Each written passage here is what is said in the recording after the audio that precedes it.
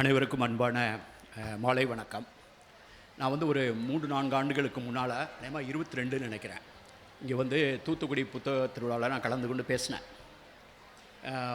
அப்போ வந்து நான் பொதுவாக வந்து ஒரு ஊருக்கு புத்தக திருவிழாவுக்கு பேச போயிருந்தேன்னா திருப்பி அது எப்படியாவது நான் வராமல் தட்டி கழிச்சிருவேன்.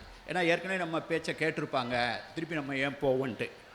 ஆனால் இந்த முறை ஒரு 2 நாளைக்கு முன்னால் தான் இதை நான் முடிவு செய்து வர்றேன்னு சொல்லி உடனே வந்தது. காரணம் வந்து என்னை அழைப்பவர் உங்கள் மாவட்ட ஆட்சித்தலைவர். அவர் மீது எங்களுக்கு மிகப்பெரிய மரியாதை உண்டு. அவர் செய்யும் பணிகளை வந்து நான் ஒரிசாவில் இருக்கும்போதே அவர் வந்து தேர்வு எழுதும்போது பயிற்சி பெற்ற போது அதுக்கு பின்னால் தனது தொடக்க காலத்தில் செல்கிற பணிகள் எல்லாம் தூரத்தில் இருந்து பார்த்து கொண்டிருப்பது அவர் மீது எனக்கு தனிப்பட்ட முறையிலும் ஒரு இந்திய ஆட்சிப்பணி அதிகாரி என்ற முறையிலும் ஒரு மிகப்பெரிய மரியாதை உண்டு. அதனால் வந்து இந்த அழைப்பை என்னால் தட்ட முடியாது. அதனால தான் என்னை விட்டிங்கன்னா அப்படி கீழே விழுந்துருவேன், தூங்கி. அதை ஒவ்வொரு ஊர்லேருந்து ஒரு ஊருக்கு போய் நேற்று திருச்சியிலேருந்து நைட்டு சென்னைக்கு ரீச் ஆகி இன்றைக்கி மீட்டிங் நடத்து திருப்பி கிளம்பி வந்து நாளைக்கு இந்த மாதிரி தொடர்ந்து இந்த தொடர் ஓட்டத்தில் வந்து நான் தூத்துக்குடிக்கு வருவதென்று முடிவு பண்ணேன்.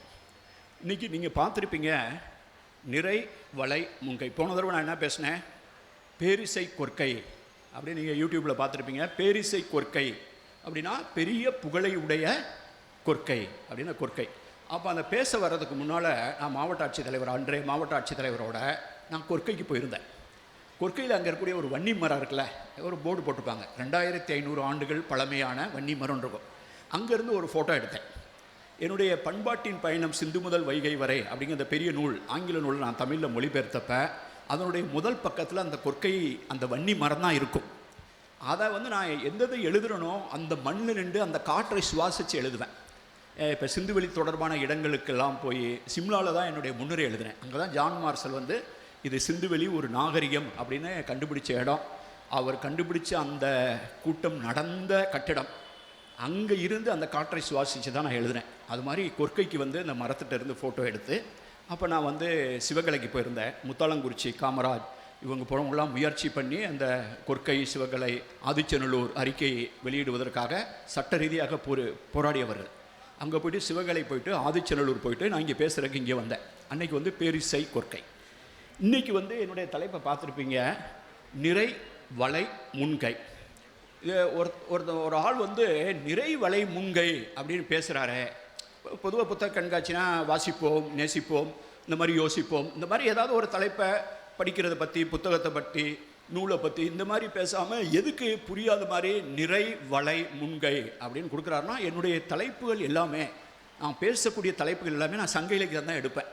இப்போ நீங்கள் போனீங்கன்னா நிறையா புத்தகம் இருக்கும். பாரதி புத்தகாலயத்தில் அணிநடை எருமைன்னு இருக்கும். அது அணிநடை எருமைங்கிறது சங்க இலக்கியம் சொல்கிற ஒரு சொல். அண்ணல் ஏறுங்கோ, அண்ணல்லாம் யாரோ சொல்கிறோம், நம்ம மகாத்மா காந்தியும் அண்ணல் அம்பேத்கரையும் நம்ம அண்ணல் சொல்லுவோம். ஆனால் சங்க இலக்கியம் வந்து அண்ணல் ஏறுன்னு ஒரு எருமை, ஆண் எருமையை வந்து அண்ணல் என்று அழைக்கிறது எவ்வளோ மரியாதை. அணிநடை எருமை அப்படிங்கிறது கடவுள் ஆயினும் ஆக ஓர் ஏறு உழவன். இந்த புத்தகம் எல்லாமே சங்க இலக்கிய வரி. அதே மாதிரி பேரிசை கொற்கை அப்படிங்கிறது சங்க இலக்கியத்தில் நான் எடுத்த ஒரு வரியை தான் தூத்துக்குடியில் பேசினேன். இதுவும் நான் சங்க இலக்கியத்திலேருந்து எடுத்திருக்க வரி. இப்போ ஒரு ஆள் பேச போகிறாரே, இது என்ன, இந்த தலைப்பினுடைய மீனிங் என்னன்னு நீங்கள் யாராவது, எனக்கு தோணுது நீங்கள் யாராவது அதை முயற்சி பண்ணி பார்த்துருப்பீங்கன்னு எனக்கு தோணுது. இப்போ நான் கூகுள்லாம் இருக்குது, யார் முயற்சி பண்ணி பார்த்தீங்க? நிறை வளை முன்கைனா என்ன? யாராவது எந்திரிச்சு சொன்னீங்கன்னா நல்லாயிருக்கும். சொல்லுங்க. இல்லை தயங்காதீங்க. தவிர யாராவது முயற்சி பண்ணி பார்த்தீங்களா? நிறை வளை முன்கை அப்படின்னா என்னன்னு பார்த்தீங்களா? பார்த்துருந்தா கை தூக்குங்க. ஒன்றும் தப்பு இல்லை. பார்க்கலைன்னா உடனே பார்த்துருங்க. பார்க்கலைன்னா உடனே பார்த்துருங்க. ஏன்னா ஒரு விஷயத்தை பேச இது என்னன்னு, ஏன்னா அந்த தலைப்பு உங்களுக்கு ஒரு வியப்பை ஊட்டணும். ஏதோ புரியாத தமிழில் நிறை வளை முன்கை அப்படின்னா இது ரொம்ப பெருசாக ஒன்றும் கிடையாது. சில விஷயங்கள் தான் உங்களுக்கு வந்து நிறை அப்படின்னா வரிசையாக. அப்போ நிறை ஒழுங்கு, நிகழ்ச்சி நிரல் அப்படிலாம் நம்ம சொல்கிறோம். இன்றைக்கு வரைக்கும் அந்த சொல் இருக்குது. அப்புறம் ஆணிறை அப்படின்னா நிறைய குரூப் ஆஃப் மாடு. அப்போ நிறைங்கிறது வரிசை. வளை அப்படின்னா என்ன?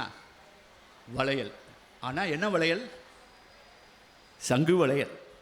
இப்போ நான் வந்து தூத்துக்குடியில் பேச போகிறதா ஒரு லோக்கல் மெட்டீரியல்லாம் பேச வரமாட்டேன். பேரிசை கொற்கை என்னை பொறுத்தவரையில் இதன் மூலமாக இந்த இந்திய துணைக்கண்டத்தை நான் பார்க்கறதுக்கு தான் அன்றைக்கி வந்திருந்தேன். இப்போ வளைங்கிறது சங்கில் செஞ்சு, சங்கு தான் பொருள். அப்புறம் முன்கை அப்படின்னா என்ன? கை இருக்குது. இந்த கையில் வந்து இது முன்கை, இது வந்து தோல். இந்த தோலில் வந்து மொத்தமாக போடுற எல்லா வளையல் நீங்கள் வந்து சங்கில் போட்டாலும் சரி, அது பீங்கானில் போட்டால் என்ன போட்டாலும் சரி, அல்லது உலோகத்தில் போட்டால் கூட அதுக்கு பேர் வந்து நெருக்கமாக போட்டிருந்தா அதுக்கு பேர் தொடி அப்படின்னு ஒரு சொல்லு இருக்குது சங்க இலக்கியத்தில். தொடி அப்படின்னா வளையல். அதே மாதிரி வளையல்னாலும் வளையல்.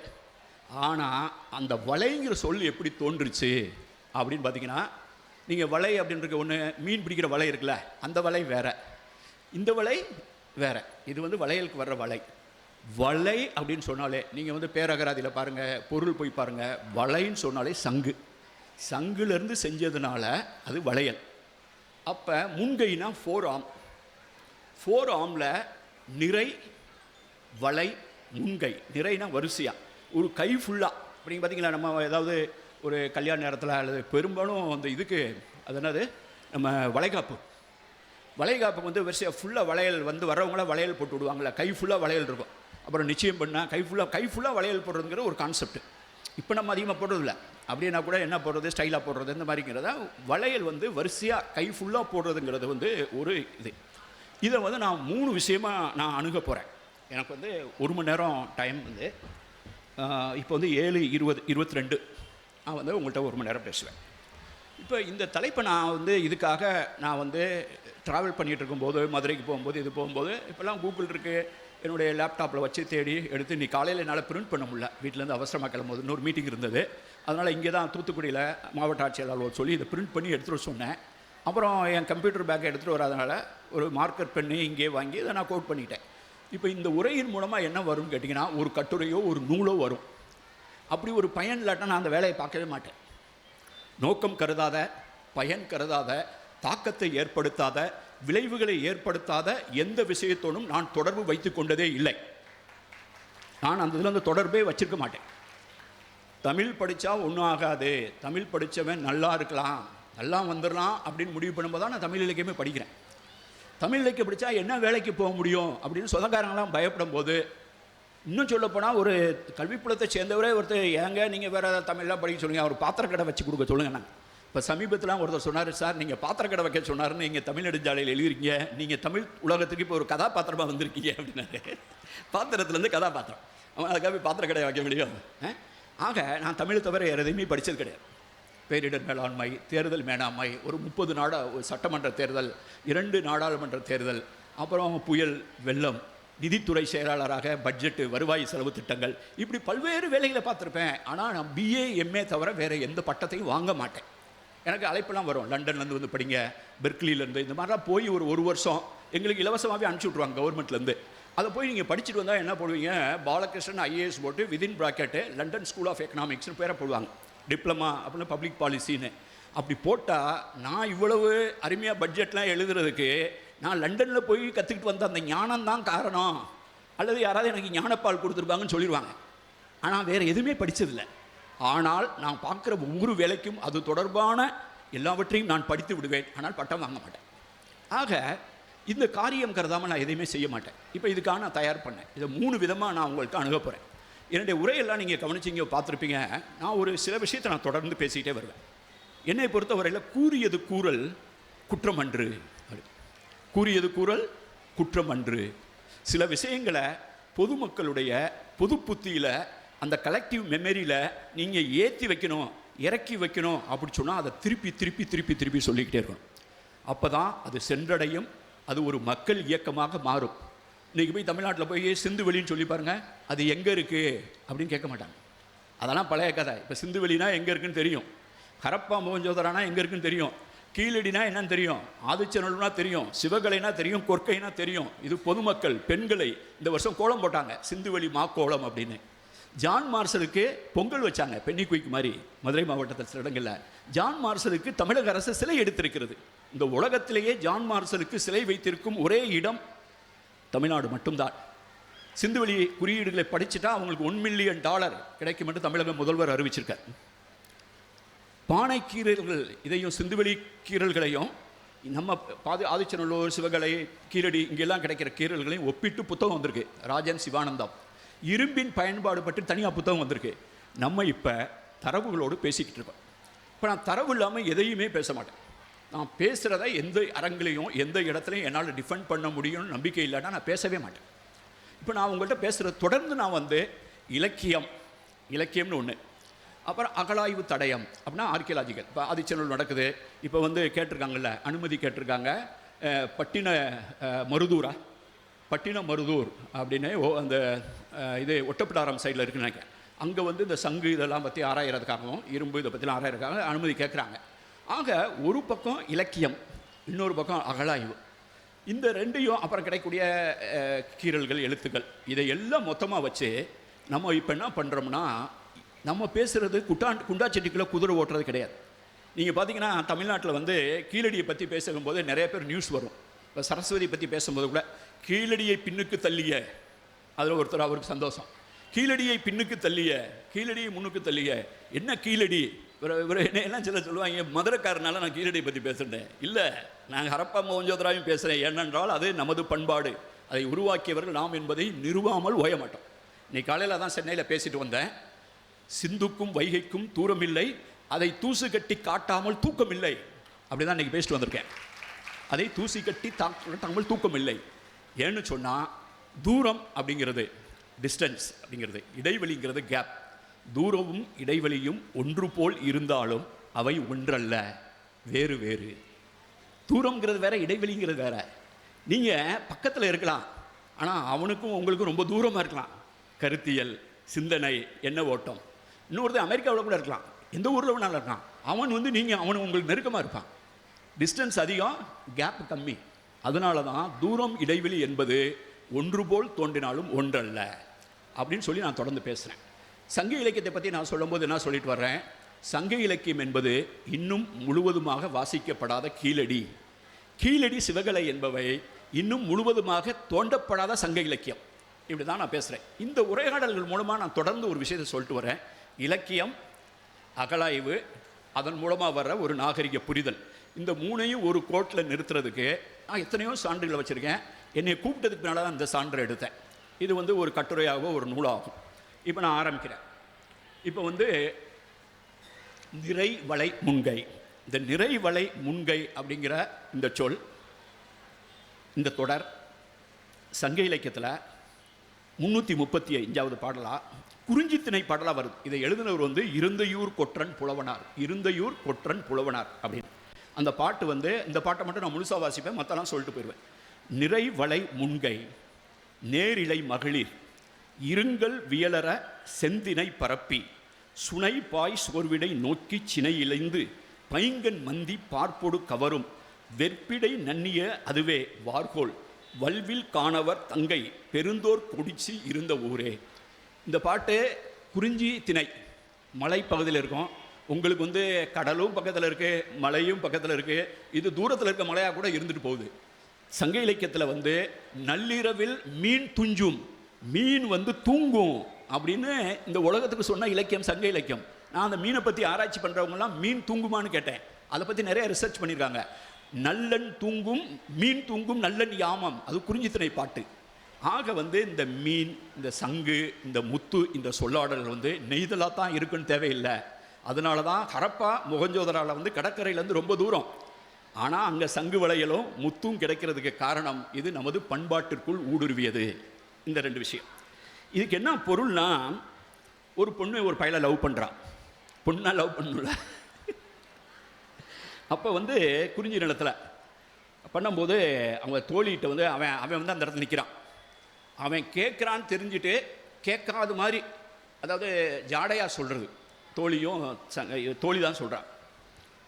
அவன் என்ன சொல்கிறா, நீண்ட அம்புகளையும் வலிய வில்லையும் உடைய வேடர்களின் தங்கை ஆகிய, இது வந்து குறிஞ்சி நிலம். இவன் வந்து வேடர்களுடைய தங்கை, சிஸ்டர், எங்கர் சிஸ்டர். பெரிய தோளை உடைய குறிஞ்சி நில பெண்ணாகிய தலைவி வாழும் ஊர். அந்த ஊர் வந்து குறிஞ்சி நில தலைவி வாழும் ஊர். வரிசையாக முன்கையில் வளையல்களையும் பொருத்தமான அணிகலன்களையும் அணிந்த மகளிர் கருமையான மலையில் உள்ள அகன்ற பாறையில், நம்ம இந்த பேச்சு பாறை எனக்கட்டு இங்கெல்லாம் இருக்குல்ல, நம்ம ஏரியாலாம் பார்த்திங்கன்னா அந்த குற்றாலம் அந்த சைடு பார்த்திங்கன்னா தண்ணி சலச்சலன்னு ஓடும், பாறையெல்லாம் இருக்கும். அது மாதிரி ஒரு மலைப்பகுதி. இந்த பிள்ளைங்க வந்து அங்கே போகிறாங்க. அங்கே தான் திணை புனம்லாம் இருக்குது. அப்போ திணையெல்லாம் அறுத்தாச்சு. இந்த சிவப்பாக இருக்கக்கூடிய திணை இருக்குல்ல, செந்திணை, அதை வந்து இந்த பாறையில் காய போட்டு அவங்க குளிக்க போகிறாங்க. அவங்க குளிக்க போகும்போது இறங்கி நீராடுகின்ற காவல் இல்லாத சமயம். அவ்வளோ பெரிய காட்டில் எவன் வரப்போகிறான், அது யாரும் பார்த்துக்கிறதுக்கு ஆள் இல்லை. பொம்பளை பிள்ளைங்க குளிக்குது, அதுக்கு குளிக்குது, திணையை போட்டு போயிருக்கு. அப்போ இவங்க தண்ணியில் இருக்காங்க, இங்கே திணை கிடக்குன்னு பார்த்துட்டு ஒரு குரங்கு அதோட குட்டியோடு இறங்குது. இறங்கி மரக்கிளையிலிருந்து இறங்கி பசுமையான கண்களுடைய பெண் குரங்குகள், கவனிச்சு பாருங்கள், பெண் குரங்குகள், ஆண் குரங்குகள் கிடையாது, குழந்தையோடு வந்து தம் குட்டிகளோடு அத்திணையை கவர்ந்து செல்லுகின்ற மலை. அது அப்படியாப்பட்ட ஊர். அப்போ அப்படின்னு இவன் காதில் கேட்க முடியாது சொல்கிறான். இதுக்கு என்ன அர்த்தம்னு கேட்டினா, திணையை காய போட்டு இவங்க குளிக்க போன நேரத்தில் பொம்பளை குரங்கு வந்து இதை எடுத்துகிட்டு ஆட்டையை போட்டுரும், அதனால் அப்படின்னு மட்டும் தான் சொல்கிறான். எடுத்துகிட்டு போயிடும், கவர்ந்துட்டு போயிடும்ட்டு. இதனுடைய பொருள் என்னன்னு கேட்டினா, இவளை வந்து வேகமாக கல்யாணம் பண்ணிடுறா, வந்து பார்த்துட்டு போகிற, இவளை காதலிக்கிற, வேகமாக விரைவில் திருமணம் சொல்லுவதே சிறந்தது என்று அவனுக்கு மறைமுகமாக உணர்த்துவதை கூறுகிறது. பாறையில் உலர்த்தப்பட்டிருக்கும் திணையை காவல் இல்லாத சமயத்தில் குரங்குகளும் குட்டிகளும் கவர்ந்து செல்லும் என்றது தலைவியை வேறு எவராவது திருமணம் செய்து கொள்ளக்கூடும் என்பதை குறிக்கிறதுன்னு உரையில் எழுதியிருக்கான். அப்படின்னா என்ன அர்த்தம்? நீ வந்து வேகமாக கல்யாணம் பண்ணிட்டு போனா அவங்க சொந்தக்காரங்க சுரத்துக்காரங்கன்னு பார்ப்பாங்க, அதை ஏதாவது பார்த்து அவங்களுக்குள்ள ஒரு பேசி முடிச்சுடுவாங்க, அந்த பிள்ளைனால ஒன்றும் பண்ண முடியாது அப்படின்னு அதை சொல்கிறது குறிப்பாக சொல்கிறான். அந்த பாட்டில் தான் இந்த நிறை வளை முன்கைங்கிற அந்த தொடரை நான் எடுத்துக்கிட்டேன். அதை உங்களுக்கு தெரியணும், இதை எங்கே இருந்தரா எடுத்து இங்கே வந்து கோர்த்து விட்றாரு வளையலை. நம்ம தூத்துக்குடியில் வந்து எதுக்கு வளையல் போடுறாருன்னு கேட்கலாம். சங்க இலக்கியத்தில் வளை அப்படிங்கிறதோட தொடர்புடைய சொற்கள் வந்து 143 லைனில் 143 இடங்களில் இந்த வளை, வெறும் வளை அப்படின்னா சங்கு, சங்கு என்ற பொருளில் வளை என்ற சொல் 128 இடத்தில். வளை மகள் அப்படின்னா வளையலை அடைந்த பெண் அப்படிங்கிற பொருளில் வந்து ஒரு தடவை. வளையல் அப்படின்னா பேங்கிள்ஸ், அது 3 தடவை. வளையே அது வளையல் தாண்டா அப்படின்னு சொல்கிறது 3 தடவை. வளையோடு வித் பேங்கிள்ஸ் சொல்கிறது 4 தடவை. மொத்தம் வந்து 143 இடத்துல இந்த வளை என்பது சங்கு அப்படிங்கிற பொருளில் வருது. அந்த சங்கில் செஞ்ச பேங்கிள். இங்கே ஒன்று புரிஞ்சுங்க, சங்கில் வளையல் செஞ்சாலும் செய்யாட்டினாலும் அது எப்போ கடல்லேருந்து எடுக்கப்படுதோ அப்பயே அதுக்கு பேர் வளை தான். அது ஏன்னு கேட்டிங்கன்னா அது வளைஞ்சிருக்கு. இப்போ இன்றைக்கி தான் அந்த போய் மாவட்ட ஆட்சித்தலைவர் இருக்கும்போது அங்கே 2 சங்கு இருக்குது, பார்க்க முடியுமான்னு கேட்டேன். நாங்களாம் இங்கே கடற்கரையில் கீச்சில் சங்கு பார்த்ததான் ஒரிசாவில் பார்த்துருக்கேன், அதை பார்த்துருக்கேன். அப்புறம் வலம்புரி செங்குன்னு எப்படி கண்டுபிடிக்கிறலாம் கேட்டால் அவங்க எனக்கு விளக்குனாங்க, இப்படி கையில் வச்சுட்டு பார்க்கணும் அப்படின்ட்டு. அப்படின்னா என்ன அர்த்தம்? அது வளைஞ்சி இருக்கிறதுனால அது வளை. அப்போ அது சங்காக இருக்கிறதுனாலே அதுக்கு பேர் வளை. அந்த வளைஞ்சி இருக்கிறதுலேருந்து செய்கிறதான் வளையல். ஆக வந்து இந்த வளைன்னு சொன்னாலே அதில் வந்து சங்கு அப்படிங்கிற பொருளில் இந்த 149 இடத்துல இருக்குது. அதில் சில இடங்களை மட்டும் நான் வந்து சொல்ல விரும்புகிறேன். இப்போ நம்ம என்ன தெரிஞ்சுக்கிற வேண்டியதுன்னா, வளை இந்த சங்கு வந்து கடலில் கிடைக்கும். அந்த வளை சங்கை வந்து பரதவர் என்று சொல்ல மீன் பிடிக்கக்கூடிய திமிழ் பரதவர்கள் போய் அந்த சங்கு குளித்து எடுத்துகிட்டு வருவாங்க. எடுத்துகிட்டு வந்த வலையை வந்து அந்த சங்கை வந்து ஒருத்தர் டெக்னிக் தெரிஞ்ச ஒருத்தர் அறுப்பர், அவர் வந்து அறுக்கிறவர். அவர் அறுக்கிறதுக்கு ஒரு கருவியை பயன்படுத்துவார், அதுக்கு பேர் அறம். அறம்னா அந்த எத்திக் அறம்ல இந்த சின்ன ரகரம் அறம் சொல்கிறாங்க. இப்போ கூட அந்த சாணம் பிடிக்கிறோம் அறம், அந்த மரத்தெல்லாம் இருக்க ரம்பம் அப்படிலாம் சொல்லி பேர் வச்சிட்டோம்ல அறம். அதுக்கு வந்து அந்த அறத்தை வச்சு தான் அறுக்கிறாங்க. அப்போ கருவி அதை செய்கிறவர்காரில் இந்த வளையலை இப்படி அறுத்து செய்கிறவருக்கு தமிழ் இலக்கியம் வந்து ஒவ்வொருத்தவங்களும் ஒரு பேர் வச்சுருக்கு. இப்போ நம்ம சொல்கிறோம்ல, இவர் கொள்ளரு, இவர் வந்து இரும்பு கொள்ளரு, இவர் பொற்கொள்ளரு, இவர் தச்சரு, இவர் அப்படின்னா நம்ம பேர் வச்சுருக்கோம்ல ஒவ்வொரு தொழிலுக்கும். அதில் வந்து ஒரு மணியை, ஒரு சின்ன மணி வந்து வடநாட்டிலேருந்து வந்த மணிலாம் ஒரு ஊசியை வச்சுட்டு நூல் மாதிரி அந்த ஊசியை வச்சுட்டு அப்படியே குடைவாங்க. அதுக்கு பேர் இலக்கியம், தொல்தமிழ் இலக்கியம் சிலப்பதிகாரம்னா என்ன சொல்லுதுன்னா திருமணி குயிற்றுனர். இப்போ கூட பார்த்தீங்கன்னா அது வந்து குயிட்டுறாங்க. அதை குயிட்டுறான்னா அதை குடையிறான், அப்படி குடைஞ்சி ஒரு சின்ன ஊசி மாதிரி வச்சுட்டு அதில் குடையிறான். அப்போ போட்டு இந்த சைடு நூலை எடுத்துருவான். அப்போ அந்த பாசி வந்து இப்போ வர்ற பிளாஸ்டிக் பாசிலாம் அதுக்குள்ளேயே இது போட்டிருப்பான். இது நான் சொல்கிறது வந்து மணியில் செஞ்ச பாசி. சிறந்த கொள்கையோடு அணிவலை போல்னர்.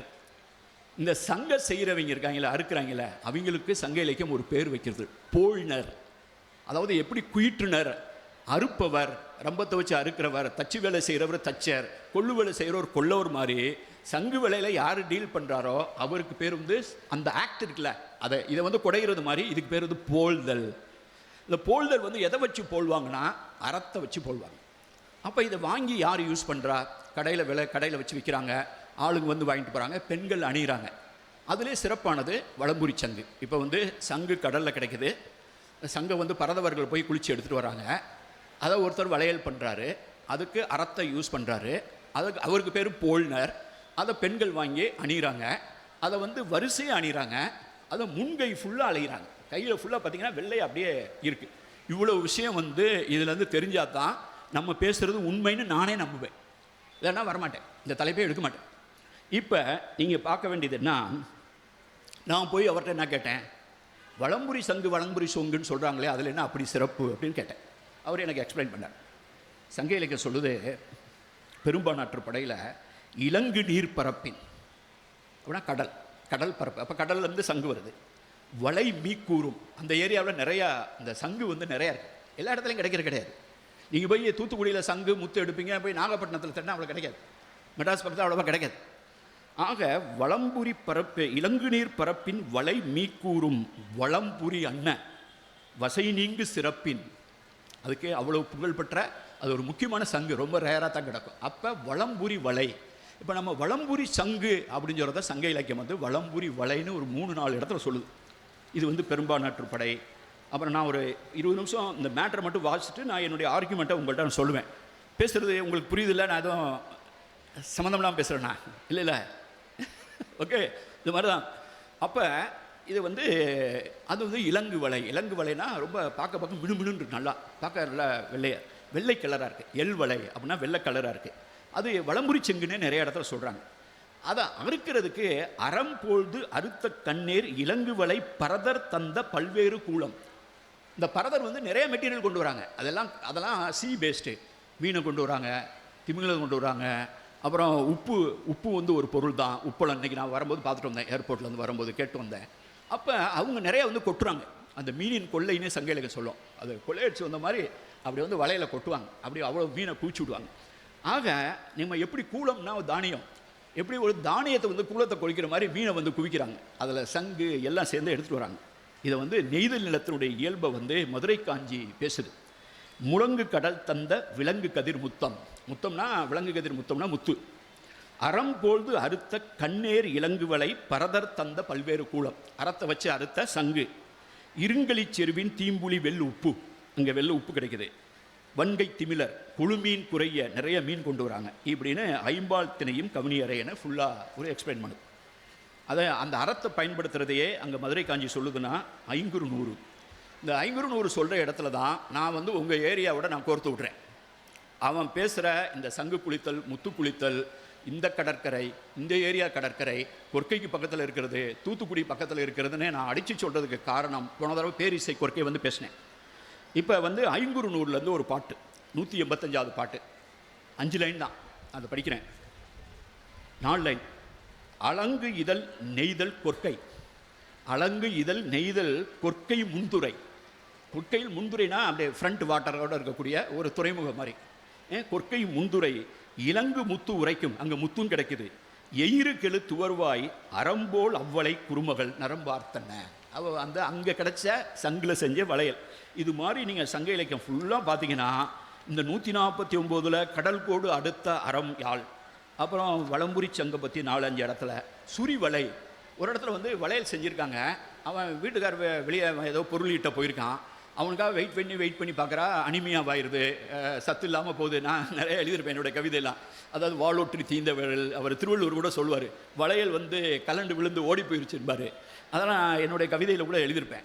இப்போ இந்த பொண்ணுக்கு வந்து அனிமியாவாகி ஒரு மாதிரி உடம்பெல்லாம் சுருங்கி கிருங்கி இந்த திதிலை படர்ந்தது, பசலை படர்ந்ததெல்லாம் சொல்லுவாங்க சங்க இலக்கியத்தில். அப்போ பண்ணும்போது இந்த வளையல் வந்து லூஸ் ஆகிடும். அப்போ லூஸான வலையில் அதை போட்டுக்கிட்டு இருக்கா, விட்டால் கொஞ்சம் விட்டால் டக்குன்னு கையிலேருந்து கீழே விழுந்து போடுது. அதை சுரி வலை அப்படிங்கிறான். இப்போ அவன் திரும்பி வந்துடான். திரும்பி வந்தவுடனே இந்த இவளுக்கு வந்து புஷ்ஷுன்னு உடம்பெல்லாம் கும்முன்னு ஆகிடுறான். உடனே தோல்லாம் அதை மாதிரி. இப்போ என்ன இது, சுரிவலை பொலிந்த தோளும் செற்றும். இப்போ வந்து தோல் இந்த வலையெல்லாம் கையெல்லாம் வந்து கொஞ்சம் புஷ்ஷுன்னு ஆகி கொஞ்சம் சத்தா சாப்பிட்றா. அவன் வந்துட்டான், ஊரில் வந்தான் வந்து. இப்போ அது டைட் ஆயிடுச்சு. எந்த சங்கு வளையல் வந்து லூஸாக கலண்டு விழுந்துற மாதிரி இருந்து இப்படியே வச்சுக்கிட்டு தெரிஞ்சா, இப்போ அவன் வரவன் கொஞ்சம் அது டைட்டாகி கரெக்டான எந்த அளவு பார்த்து எடுத்தாங்களோ அந்த அளவில் இருக்குது. இது மாதிரி சங்க இலக்கியம் முழுவதும் பேசப்படுகிற சங்கு, செறிவலை, நெகிழ்தல், அறத்தை வச்சு குடையிறது, இதெல்லாம் வந்து இலக்கியம். இப்போ இந்தியாவில் எத்தனையோ இடம் இருக்குது. சமஸ்கிருதத்தில் இருக்குது, வேதங்கள் இருக்குது, ராமாயணம் இருக்குது, மகாபாரதம் இருக்குது, அர்த்த சாஸ்திரம் இருக்குது, என்னென்னமோ உலகத்தில் இல்லாத எல்லா நூலும் இருக்குது. பார்க்கடலே இருக்குங்க. நமக்கு தெரிஞ்சதுன்னா இந்து பெருங்கடல், அரபி பெருங்கடல், அப்புறம் வங்காள விரிகுடா, பசிபிக் கடல் கூட எனக்கு தெரியும். பார்க்கடலை தெரியவே தெரியாது. அப்போ இவ்வளவு கடலை பற்றி பேசுறது, சங்கை பற்றி எத்தனை இடத்துல பேசுது? அதை பற்றி கூட ஒன்று, சங்கு அறுக்கிற பற்றி, சங்கு வளையல் பண்ணுறதை பற்றி, அந்த சங்கு வளையல் பெண்கள் அணிஞ்சிருக்க பற்றி ஒரு பண்பாட்டு அடிப்படையில் எங்கேயாவது பேசுதா? இருந்தால் கொண்டு வந்து காட்டுங்க. அப்போ இந்த வாழ்வியல் அடிப்படையில் சங்கு பற்றியும் சங்கு வளையல் பற்றியும் இந்த இடத்துல நான் ஒன்று சொல்கிறேன். திருப்பி திருப்பி சங்குன்னு சொல்லி வளைன்னு சொல்லாமல் சங்குன்னு சொல்கிறேன் பார்த்தீங்களா? எங்கள் ஊர் பக்கம் சொல்லுவாங்க, பேசிகிட்டே போனால் சங்கு அறுத்துருவோண்டாம்பாங்க. கேள்விப்பட்டிருக்கீங்களா? மதுரைக்காரங்க சங்கு இருக்குன்னா இதுதான் சங்கு. இது எதிர்க்கு பார்த்தீங்களா, இந்த இடத்துல வந்து அறுத்தாங்கன்னா அதுக்கு பேர் சங்கு அறுத்துருவோண்டாமா. பார்க்குறதுக்கு சங்கு மாதிரி இருக்கும். அதே மாதிரி இப்போ நம்ம சாதாரண பேசும்போது ஆஸ்பத்திரியில் அட்மிட்டாக இருந்தார், சங்கு ஊதிட்டாங்கம்மா. சங்கு ஊதிட்டாங்கன்னா அவர் மொப்தாயிட்டார் அப்படின்னா. அப்போ வந்து இப்போ எவனாவது சங்குன்னு சொன்னால் நம்ம வளையலை டக்குன்னு நினைக்கிறது இல்லை. சங்குனா சங்கு. எங்கள் ஊரில் ஒரிசாலெல்லாம் இப்போ இன்றைக்கி அதிகமாக சங்கு வளையல் இந்தியாவில் யாராவது யூஸ் பண்ணுறாங்க, பெங்காலில் தான். அது இங்கேருந்து தான் சங்கு போகுதான். இங்கேருந்து சங்கு போய் வங்காளத்துக்காரங்க தான் நிறைய சங்கு வச்சு எல்லா கையிலும் வெள்ளையாக போட்டிருப்பாங்க. நீங்கள் ட்ரெயினில் பார்த்தீங்கன்னா லேடிஸ்லாம் வருவாங்க, எல்லாம் சங்கு வளையலாக போட்டுருவாங்க. நம்ம ஊர் பிள்ளைங்க யாரும் போட்டுருக்காது, பிளாஸ்டிக் போட்டிருக்கோம், பிங்காம் போட்டிருக்கோம். அதுக்கு இது தங்க வளையல் தான் இப்போலாம். நம்ம அதெல்லாம் தங்கம், அதில் கல்லுகள்லாம் பதிச்சிருக்குமே தவிர இந்த இந்த வெள்ளை சங்கு வளையலை அவ்வளவு பிரியமாக அன்போட அவ்வளவு நேசத்தோடு அணிஞ்சு இருக்கிறது வந்து வங்காளத்தில், ஒரிசாவில், அஸ்ஸாமில், இவங்க அந்த ஏரியாக்காரங்க தான் இன்ன வரைக்கும் சங்கு வளையலை அணிஞ்சிட்ருக்காங்க. அப்போ இந்த சங்கு அப்படிங்கிறது தமிழ் சொல்லே இல்லை. நீங்கள் அதை முதல்ல புரிஞ்சுக்கணும். இப்போ வேறு வழி இல்லாமல் நம்ம எப்படி சங்க இலக்கியம் சொல்கிறோம்ல, சங்க இலக்கியம்னா சங்க இலக்கியங்கிறதும் தமிழ் கிடையாது. சால தொடங்குகிற எந்த எழுத்துமே தமிழ் சொல் இல்லை. எங்கே தமிழுக்கு ரொம்ப குறையாக போயிடும்னா சில ஆளு சவுண்டை கொடுத்துட்டு இருப்பாங்க. இவர் என்ன அப்படி சொல்கிறாரு, சங்குலாம் வரும், அதெல்லாம் இருக்கும் அப்படின்னு சொல்லிட்டு ரெண்டு மூணு நாள் அங்கங்கே உதாரணம் சொல்லி தமிழில் இல்லைன்னு சொன்னால் என்ன ஆகுறது அப்படின்ட்டு. சங்கம்ங்கிறது வந்து நமக்கு வந்து அவயம். அதனால் அறிஞர் அவயம்னு பேர் வச்சு இப்போ உலகத்தமிழ் ஆராய்ச்சி நிறுவனத்தில் ஒரு கூட்டத்தை ஆரம்பிச்சிருக்கேன். அறிஞர் அவயம், அறிஞர் மன்றம், தமிழ் கூறும் நல்லுலகம், இதுதான் சங்கம். அதாவது எல்லாம் சேர்ந்து கூடுறது, கூடுமிடம் தான். கூடுமிடம் கூட்டம், கூடுதல், கூடுதல் தான் சங்கமம். இந்த சங்கு வருது. அதில் வந்து எல்லோரும் உட்காந்து எழுதி கவிதையெல்லாம் வாசித்ததுனால சங்க இலக்கியம் பேர் வச்சிட்டோம். ஆனால் தமிழ் இலக்கியத்தில் மொழியில் சகரம் என்று இச்சென்னாவோட இந்த மெய்யெழுத்தோட ஆனா, ஐயன்னா, அவ்வண்ணா இந்த மூன்று உயிர் எழுத்துக்களும் இந்த இச்சு என்ற மெய்யோடு சேர்ந்து மொழி முதலாக வராது. சாவு தமிழ், சாப்பாடு கூட தமிழ், சாக்காடு தமிழ், சினம் தமிழ், சீற்றம் தமிழ், எல்லாம் தமிழ். ஆனால் சத்தியம் தமிழ் இல்லை, சக்கரம் தமிழ் இல்லை, சங்கம் தமிழ் இல்லை, சமணம் தமிழ் இல்லை. அதே போலவே சைத்தியம், சைனம், சை, சௌஜன்யம் அப்படிமா, சௌஜன்யமாக இருக்கும் அப்படின்ட்டு அவன் சௌக்கியமாக இருக்கலாம்பா. சௌக்கியம் தமிழ் இல்லை. ஏன்னா ஆனா, ஐயன்னா, அவ்வண்ணாவோட இந்த சகரக்கிழவி வராது. இதுக்கு தொல்காப்பியர் ஒரு சூத்திரம் சொல்வார், சகரக்கிழவியும் அதனோர் அற்றே ஆ, ஐ, அவ்வெனும் மூன்றளங்கடையே. இந்த மூணை விட்டுட்டு மீதி இருக்க உயிரோளத்தோடு அது சேர்ந்து வரும்டாங்கிறார். அப்போ இதுதான் இலக்கணம். அந்த இலக்கணத்துக்கு மீறி ஏதாவது நீங்கள் உங்கள் காதில் சங்குன்னு விழுந்துச்சுன்னா சங்கு ஊதிட்டாங்கிற அர்த்தம் அப்பயே. ஆக நம்ம மொழியில் வந்து இது புகுந்த வார்த்தை, வேறு வழியில். இப்போ நம்ம சங்கு வளையல் நம்ம சொல்லி வளை நீங்கள் யாராவது நீங்கள் பார்த்தீங்களா? பிங்காம் வளைய தெரியுது, பொண்ணு வளையம் வருது பாருங்கள், செய்கூலியும் இல்லை சேதாரமும் இல்லை அப்படின்னு சொல்லுவோம். நம்ம போய் நின்று வளையல்களெல்லாம் வாங்கிட்டு அவனா ஒரு இதை கணக்கை போட்டு இது பண்ணி இது இவ்வளோ செய்கூலி, உங்களுக்காக செய்கூலி இல்லாமல் போட்டுன்னு சொல்லிட்டு சாமியை வேற கும்பிட்டு அந்த நகையை அதை வச்சு அப்புறம் நீங்களும் பக்தி பழத்தோடு வாங்கி காய்கறிக்காரன்ட்டு போய் பேரம் பேசுறது, கொத்தமல்லி சும்மா கொடுங்கிறது, கருவேப்பிலை சும்மா கொடுங்கிறது, என்னம்மா கத்திரிக்காய் விலை எப்படி ஆகி போச்சுங்கிறது, தக்காளி விலை இவ்வளவாயிருச்சாங்கிறது எல்லாம் பேசுறது, பால் விலை அதிகமாகிடுச்சுன்னு ரொம்ப ஃபீல் பண்ணுறது. அங்கே நகை கடைக்கு போகும்போது அந்த அந்த தனியாக அது வேறு செய்கூலியும் இல்லை சேதாரம் இல்லைன்னு சொல்லி சேதாரம் பண்ணிடுவாங்க. அதை எங்கே செய்கூலியை போட்டு விட்டான் எங்கே சேதாரம் பண்ணானே தெரியாது, நம்ம திருப்தியாக வந்துடுவோம். ஆக நம்ம வந்து இப்போ இந்த வலை அப்படிங்கிற வளையலுடைய உண்மையான பொருளையும் அதன் நோக்கத்தையும் புரிஞ்சுக்கிறாம இதை இங்கே எடுத்து கல்கட்டாக்கு அனுப்பிச்சு கல்கட்டாவில் பயன்படுத்தியிருக்காங்க. ஆக இது வரைக்கும் நான் சொன்னது இலக்கியம். இலக்கியம் ஃபுல்லாக இதை நான் அதை புத்தகமாக எழுதும்போது அல்லது ஒரு கட்டுரையாக எழுதும்போது இதை ஃபுல்லாக பயன்படுத்திக்கிறேன். உங்கள் நேரத்தை நான் எடுக்கக்கூடாது. இப்போ வந்து 7:46 ஆயிடுச்சு. அடுத்து வந்து நான் வந்து அகழாய்வுக்கு வரேன், ஆர்கியாலஜி. இது இலக்கியம், இது ஆர்கியாலஜி. ஆர்கியாலஜியில் ஹரப்பா மோஹஞ்சதாரோக்கு அந்த சைடு மெஹர்ஹார்னு ஒரு இடம் இருக்கும். பாகிஸ்தான் பலுச்சிஸ்தான் பதில் போய் கூகுள் பண்ணி பார்த்தீங்கன்னா தெரியும். அங்கே சிந்துவெளி தோன்றது கொஞ்சம் காலத்துக்கு முன்னாலே, அது வந்து இன்டீரியர். அப்பயே இந்த சங்க அறுத்ததுக்கும் பயன்படுத்துறதுக்கும் இப்போ எடுத்துக்காட்டு கிடச்சிருக்கு. இந்த படத்தை பாருங்கள். ஹரப்பாவில் 2 வட்ட சங்கு அதை அறுத்துட்டு அந்த ப்ராசஸில் இருக்குது. இது ஹரப்பாவில் கிடச்சிருக்கு. அதை பற்றி எழுதும்போது பெரிய பெரிய ஆய்வாளர்கள், உலகத்தில் இருந்து வந்த ஆய்வாளர்கள்லாம் அவங்களுக்கு வந்து இங்கே நமக்கு என்ன நடக்குது, தூத்துக்குடியில் என்ன நடக்குது, கொற்கையில் என்ன நடக்குது, நம்ம என்னென்ன வேலை பார்த்துக்கிட்டு இருந்தோம், அறத்தை வச்சு போல்னர்னு பேரே வச்சுருக்கோம், இவ்வளோ பெரிய வேலை இருக்குது. அவங்க படித்ததே கிடையாது, சங்க இலக்கியத்தையும் படித்தாது, தமிழ் ஒன்று இருக்குன்னே தெரியாது, கீழடியை பற்றி தெரியாது, ஆதிச்சநல்லூரை பற்றி தெரியாது, சங்க இலக்கியத்தை பற்றி தெரியாது. கருத்து அருமையாக சொல்லிடுவாங்க. அதுலேயும் வெளிநாட்டுக்காரவங்க யாராவது கருத்து சொல்லிட்டாங்கன்னா நம்ம ஆளுங்களுக்கு வெள்ளையாக இருக்கவே பொய்யே சொல்ல மாட்டான் அப்படிங்கிற மாதிரி திருப்பி திருப்பி சொல்லுவாங்க. அவரே சொல்லிட்டாரியா, அவரே சொல்லிட்டாரு, அவரே சொல்லிட்டார், சரஸ்வதி ஓடிட்டு இருந்துச்சு, இங்கே கீழே தான் ஓடிட்டு இருந்துச்சு, எல்லாம் சொல்லுவான். கீழடி அறிக்கை மட்டும் விட மாட்டான், ஆதிச்சநல்லூர் அறிக்கை விட மாட்டாங்க. அப்போ இதில் வந்து இவர் வந்து கெனோயருங்கிற ஒரு அறிஞர் என்ன சொல்கிறாருன்னா, எல்லாம் சொல்லிட்டு வர்றார். இந்த காஞ்ச் செல் இருக்கு பார்த்தீங்களா, இதுக்கு வந்து ஒரு நேம் இருக்குது, இந்த பொட்டானிக்கல் நேம், ஜுவாலஜிக்கல் நேம், இந்த மாதிரி பேர் சொல்லுவாங்கள்ல, ஒரு லத்தீனில் இருக்கும். அது வந்து டர்பீனெல்லா பைரம் அப்படின்னு பேர் இருக்குது. அதுதான் சங்கு. அது நீங்கள் டர்பீனெல்லா பைரம்னு போட்டிங்கன்னா உலகத்தில் எங்கே சொன்னாலும் இவங்க சங்கை பற்றி தான் பேசுகிறாங்க. வெறும் சங்கு அல்லது வளைன்னு சொன்னால் வெளிநாட்டுக்காரங்க புரியாது. நம்ம பேசுகிறது டர்பீனெல்லா பைரம். இதையெல்லாம் அவர் சொல்லிட்டு என்ன சொல்கிறாரு, இது ஹரப்பாவில் இருக்குது, மொகஞ்சதாரால் இருக்குது, அது வரலாற்று காலத்தில் கங்கை சமவெளிக்கெலாம் போயிடுச்சு, இன்டீரியராகவும் போயிடுச்சு. அதுக்கு பின்னால் மௌரிய பேரரசெலாம் வந்ததுக்கு பின்னால் அவங்க சவுத்து இருக்குன்னு தெரிஞ்சுட்டு நம்மலாம் இங்கே சங்கெல்லாம் வச்சுருக்கோம்னு கண்டுபிடிச்சு ஒருவேளை அங்கே வாங்கியிருக்கக்கூடும். அப்படின்னா நம்ம சங்கு உலகத்துக்கு, இந்திய துணைக்கண்டத்துக்கு, சிந்துவெளிக்கு போனதெல்லாம் கங்கை சமவெளியில் மௌரியர்லாம் வந்ததுக்கு பின்னாலேன்னு ஒரு எழுதியிருக்கார். இதை திருப்பி திருப்பி கோட் பண்ணிக்கிட்டு இருப்பாங்க. அங்கே தான் நீங்கள் தப்பு பண்ணுறீங்க, அங்கே தான் நீங்கள் தப்பு பண்ணுறீங்க. என்னை மாதிரி ஆளுங்க என்ன பண்ணுவேன்னா, பஞ்சாயத்து தான் வைப்பேன், உன்னுடைய ஆகச்சிறந்த தொல் இலக்கியங்கள்லாம் எடுத்துட்டு வா, வடமொழியில் எழுதப்பட்ட இலக்கியம் எந்த இலக்கியத்தினாலும் எடுத்துருவா. உனக்கு சங்கம்னா பௌத்த சங்கமாக இருக்கும், சமண சங்கமாக இருக்கும், அதுவாக இருக்கும், சங்கமமெல்லாம் இருக்கும். இங்கே நார்த் இந்தியாவிலலாம் வந்து இந்த சங்கு வந்து ஒரு மங்கள பொருளாகிடுச்சு. இளவுக்கும் யூஸ் பண்ணுவாங்க, மங்களமாகவும் யூஸ் பண்ணுவாங்க. எங்கள் ஐஏஎஸில் ஒரு ஆஃபீஸர் இருந்தாங்க, நான் அப்போ தான் வேலைக்கு சேர்ந்த புதுசு, ஒரு பெண் அதிகாரி. அவங்க ஏதாவது ஒரு மீட்டிங்கு புவனேஸ்வரில் இருக்குன்னா, நான் கட்டாக்கில் இருந்தேன், அவங்கள போய் நான் வண்டியில் போகும்போதே பேசிட்டு போகலாம் பாலா அப்படிம்பாங்க. அவங்க வந்து ஒரு என்னை விட பயங்கர சீனியர், ஒரு 20 வருஷம் சீனியர் அவங்க. நான் போய் அவங்க வீட்டுக்கு போய் அவங்க காரில் உட்காந்துருவேன், என் காரு பின்னால் வரும். போயிட்டு இருக்கும்போது நான் ஒவ்வொரு தடவையும் நான் போகும்போது அவங்க வீட்டில் அந்த இதில் ஹாலில் உட்காந்துருப்பேன். திடீர்னு வந்து ஒரு சங்கு ஊதுற மட்டும் சத்தங்கள். சரி, ஏதோ சந்து ஏரியாவில் ஏதோ சங்கு ஊதுறாங்க இப்போ கோயிலுக்கு இல்லை அப்படின்ட்டு நான் விட்டுட்டேன். 2வது தடவை ஒரு தடவை சங்கு ஊதுனாங்க. என்னடா போன தடவை வந்தோம் சங்கு ஊதுனாங்க, கரெக்டாக சங்கு ஊதுற நேரத்தில் நம்ம வர்றோமா அப்படின்னு சொல்லிட்டு 3வது தடவை ஊதவும் லேசாக எழுந்திரிச்சு வெளியில் வந்து பார்க்குறேன், ஒரு ஆள் வந்து சங்கை வச்சு இவங்க கிளம்புறாங்கங்க, ஆஃபீஸுக்கு கிளம்புறாங்க. ஆஃபீஸுக்கு கிளம்புறாங்க, என்ன மேடம் சங்கு ஊதுறேன் அப்படின்னா, நான் தினம் ஆஃபீஸுக்கு போகும்போது சங்கு ஊதுவாங்க. எங்கள் ஊரில் சங்கு ஊதுனா தப்பாக சொல்லுவாங்களே, எப்படி நம்ம எருமையை தப்பாக வச்சுட்டோமோ, அணிநடை எருமையை, அது மாதிரி சங்கு ஊதுறையும் தப்பாக வச்சிட்டோம்.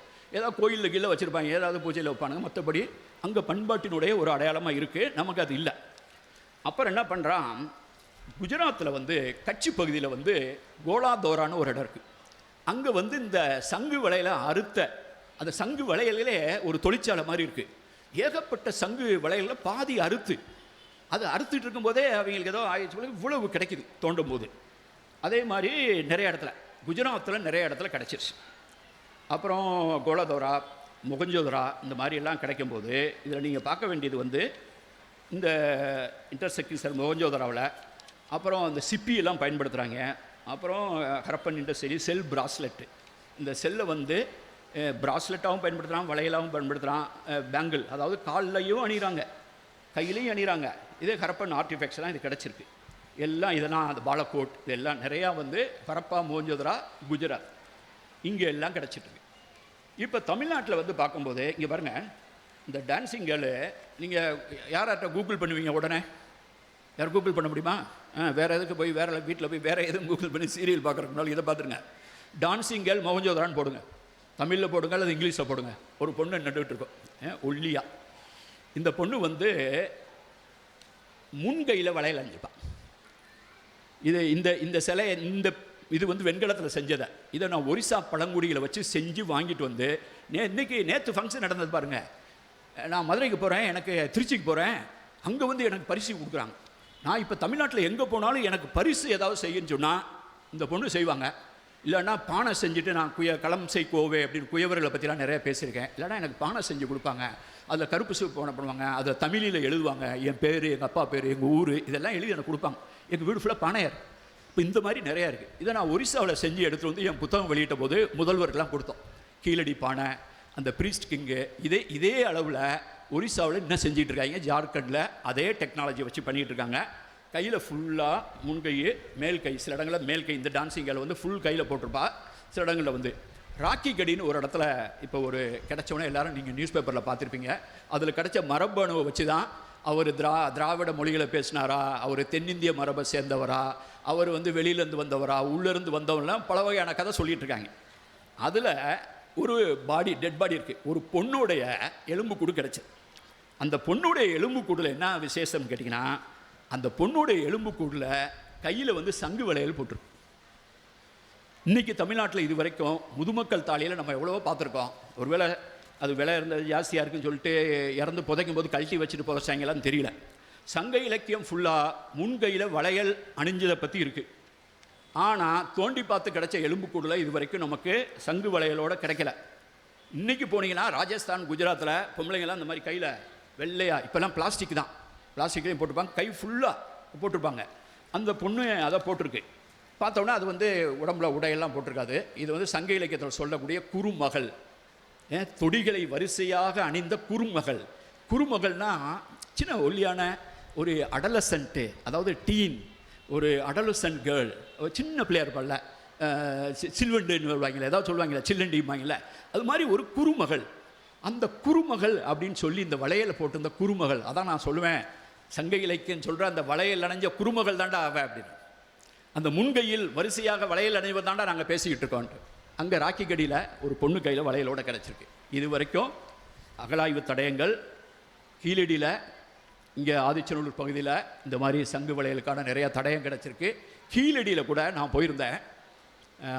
ஒரு சில ஆண்டுகளுக்கு முன்னால் நான் அகழாய்வுத்துறை ஆணையாளர் உதயச்சந்திரன் நானும் ஒரு மீட்டிங் போகிறதுக்கு முன்னால் நான் போயிருந்தேன். அப்போ வந்து அந்த சங்கு வளையலை அறுக்கிற ப்ராசஸ்ஸு அங்கே வந்து நீங்கள் பார்த்துருப்பீங்க. கீழடி பற்றி கேள்விப்பட்டிருப்பீங்க. நெசவு தொழில், அது தக்கிலி, இது சாயத்தொழில் எல்லாம் இருக்குது. அங்கே வந்து சங்கு வளையலை அறுத்துட்ட ப்ராசஸில் இருந்தது நான் பார்த்தேன். அப்போ ஆதிச்சநல்லூர், கீழடி இதுலேயும் கிடைக்குது. நம்ம வந்து சிந்துவெளியினுடைய தொடர்ச்சின்னு சொல்கிற ராக்கி கடியிலையும் வளையல் போட்ட பெண்ணுடைய எலும்பு கிடச்சிருக்கு. இது வந்து அகழாய்வு. என்னை மாதிரி ஆளுங்க நான் என்ன சொல்கிறோம்னா, இந்த நாட்டில் கற்பனையாக எழுதப்பட்ட இலக்கியங்களை விட்டுருங்க. சங்க இலக்கியத்தை, அதுக்காக வந்து சங்க இலக்கியம் சொல்கிறதெல்லாம் 100க்கு 100 கரெக்டு துல்லியம் நான் சொல்லவே இல்லை. சங்க இலக்கியத்தை கட்ட விட்டு வைக்கணும்னு சொல்லலை. ஆனால் ஒப்பீட்டு அளவில் சங்க இலக்கியம் வந்து துல்லியமாக சில விஷயங்களை அவ்வளோ துல்லியமாக வர்ணிக்கும். ஒரு தாவரவியல் பேராசிரியர் கூட போய், இப்போல்லாம் PhD வாங்க, யாரும் போய் பக்கத்தில் போய் ஒரு செடியை அவ்வளோ நுணுக்கமாக பார்த்துருக்க மாட்டாங்க, ஒரு மரத்தை அவ்வளோ நுணுக்கமாக பார்த்துருக்க மாட்டாங்க, ஒரு மரத்தோட பட்டையை அப்படி பார்த்துருக்க மாட்டாங்க.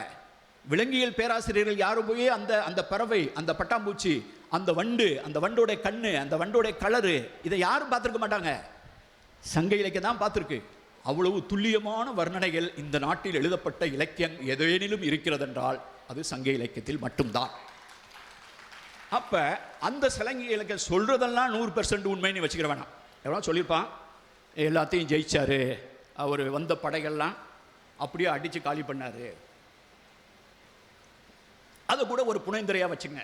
ஒரு ராஜாட்ட போய் நீங்கள் ரொம்ப சூப்பரான ஆள் சார் அப்படின்னு சொன்னால் தான் அவர் ஏதாவது பரிசு கொடுப்பாரு.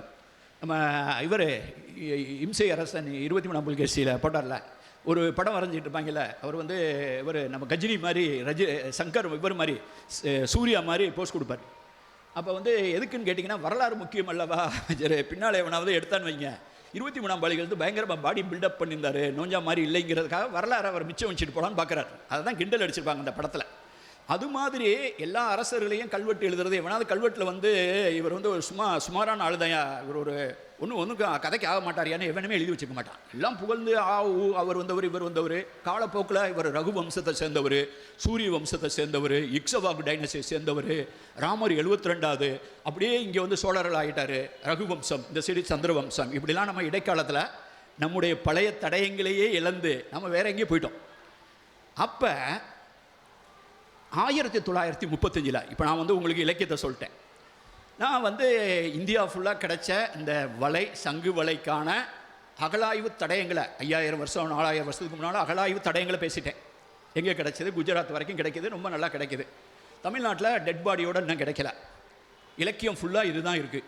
இதை விடவும் நான் சொல்கிறேன் கேளுங்க, திமிங்கிலத்தை பற்றி, திமிங்கில வேட்டையை பற்றி, திமிங்கிலத்தை எப்படி பிடிக்கிறது, சாதா மீனை எப்படி பிடிக்கிறது, மீனை வந்து எப்படி கொட்டுறது, கருவாடா எப்படி காய வைக்கிறது, அதை கொண்டு போய் எப்படி விற்கிறதுன்னு நீங்கள் வந்து ஒரு நெய்தல் நில பண்பாட்டினுடைய நீங்கள் படிக்கணும்னு சொன்னால் சங்க இலக்கியத்தை தான் படிக்கணும். கண்ணு முன்னால் இப்போ வந்து நம்மலாம் வந்து இப்போ வந்து மீனவர்களுடைய மெட்ராஸில் இருக்கிறவங்கலாம் மீன் விற்கிற இடத்த நல்லா சாப்பிடுவான் மீன். ஆனால் அந்த ஏரியாவுக்கு போகிறதுக்கே அவர் ரொம்ப ஃபீல் பண்ணுவார். ஒரு வாசம் வருது மீன், அப்புறம் வாசம் வராமல் என்னடா செய்யும், அவர் நாத்தடிக்குதும்பான், கருவாடுதான். இந்த மாதிரி இருந்த ஒரு இந்த தலையில் தூக்கி வச்சு கொண்டாடுதுங்க, தலையில் தூக்கி வச்சு கொண்டாடுது நெய்தல் நில வாழ்க்கையை. நெய்தல் நில வாழ்க்கையில் மெட்ராஸ் மாதிரி ஒரு டவுன் மாதிரி ஒரு ஊர், அங்கே பரதவர்களுடைய வாழ்க்கை. அதில் ஒரு பொண்ணு இருக்குது, அவங்க அண்ணன் தம்பிலாம் நல்லா இருக்காங்க, அவங்க அப்பாவெல்லாம் நல்லா பெரிய மீன் பிடிக்கிறாரு. அப்போல்லாம் டீப் ட்ராலர் டீசல்லாம் இருந்திருக்காது, படகுல போய் நல்லா நிறைய பிடிச்சிட்டு வர்றாரு, நல்லா சம்பாதிக்கிறாரு. அப்போ வந்து ஒரு பையன், நான் அதை பற்றி பேசியிருப்பேன், அவனுக்கு நான் அமுல் பேபின்னு பேர் வச்சுருந்தேன். அவன் வந்து டவுனில் இருக்கிறவன், கொஞ்சம் வசதியானவன். இப்போ வந்து பொதுவாக வந்து பென்ஸ் காரு அல்லது என்னது பிஎம்டபிள்யூ இந்த மாதிரி வண்டியில் வந்தானா அது ஒரு ஜாலியாக இருக்கும்ல. அவர் பிஎம்டபிள்யூ வச்சுருக்காரா, அவர் பென்ஸில் வந்தாரா அப்படின்னு சொல்லுவாங்களே. அவர் வந்து அப்படியே அந்த ஏரியாவில் வந்து அந்த பொண்ணு அப்படியே பார்க்க வர்றாரு. அப்போ வந்து அந்த காலத்தில் கார் இல்லாதனால தேரில் வந்திருக்கான். தேரில் வந்து அப்படி நின்றுட்டு இருக்கான்.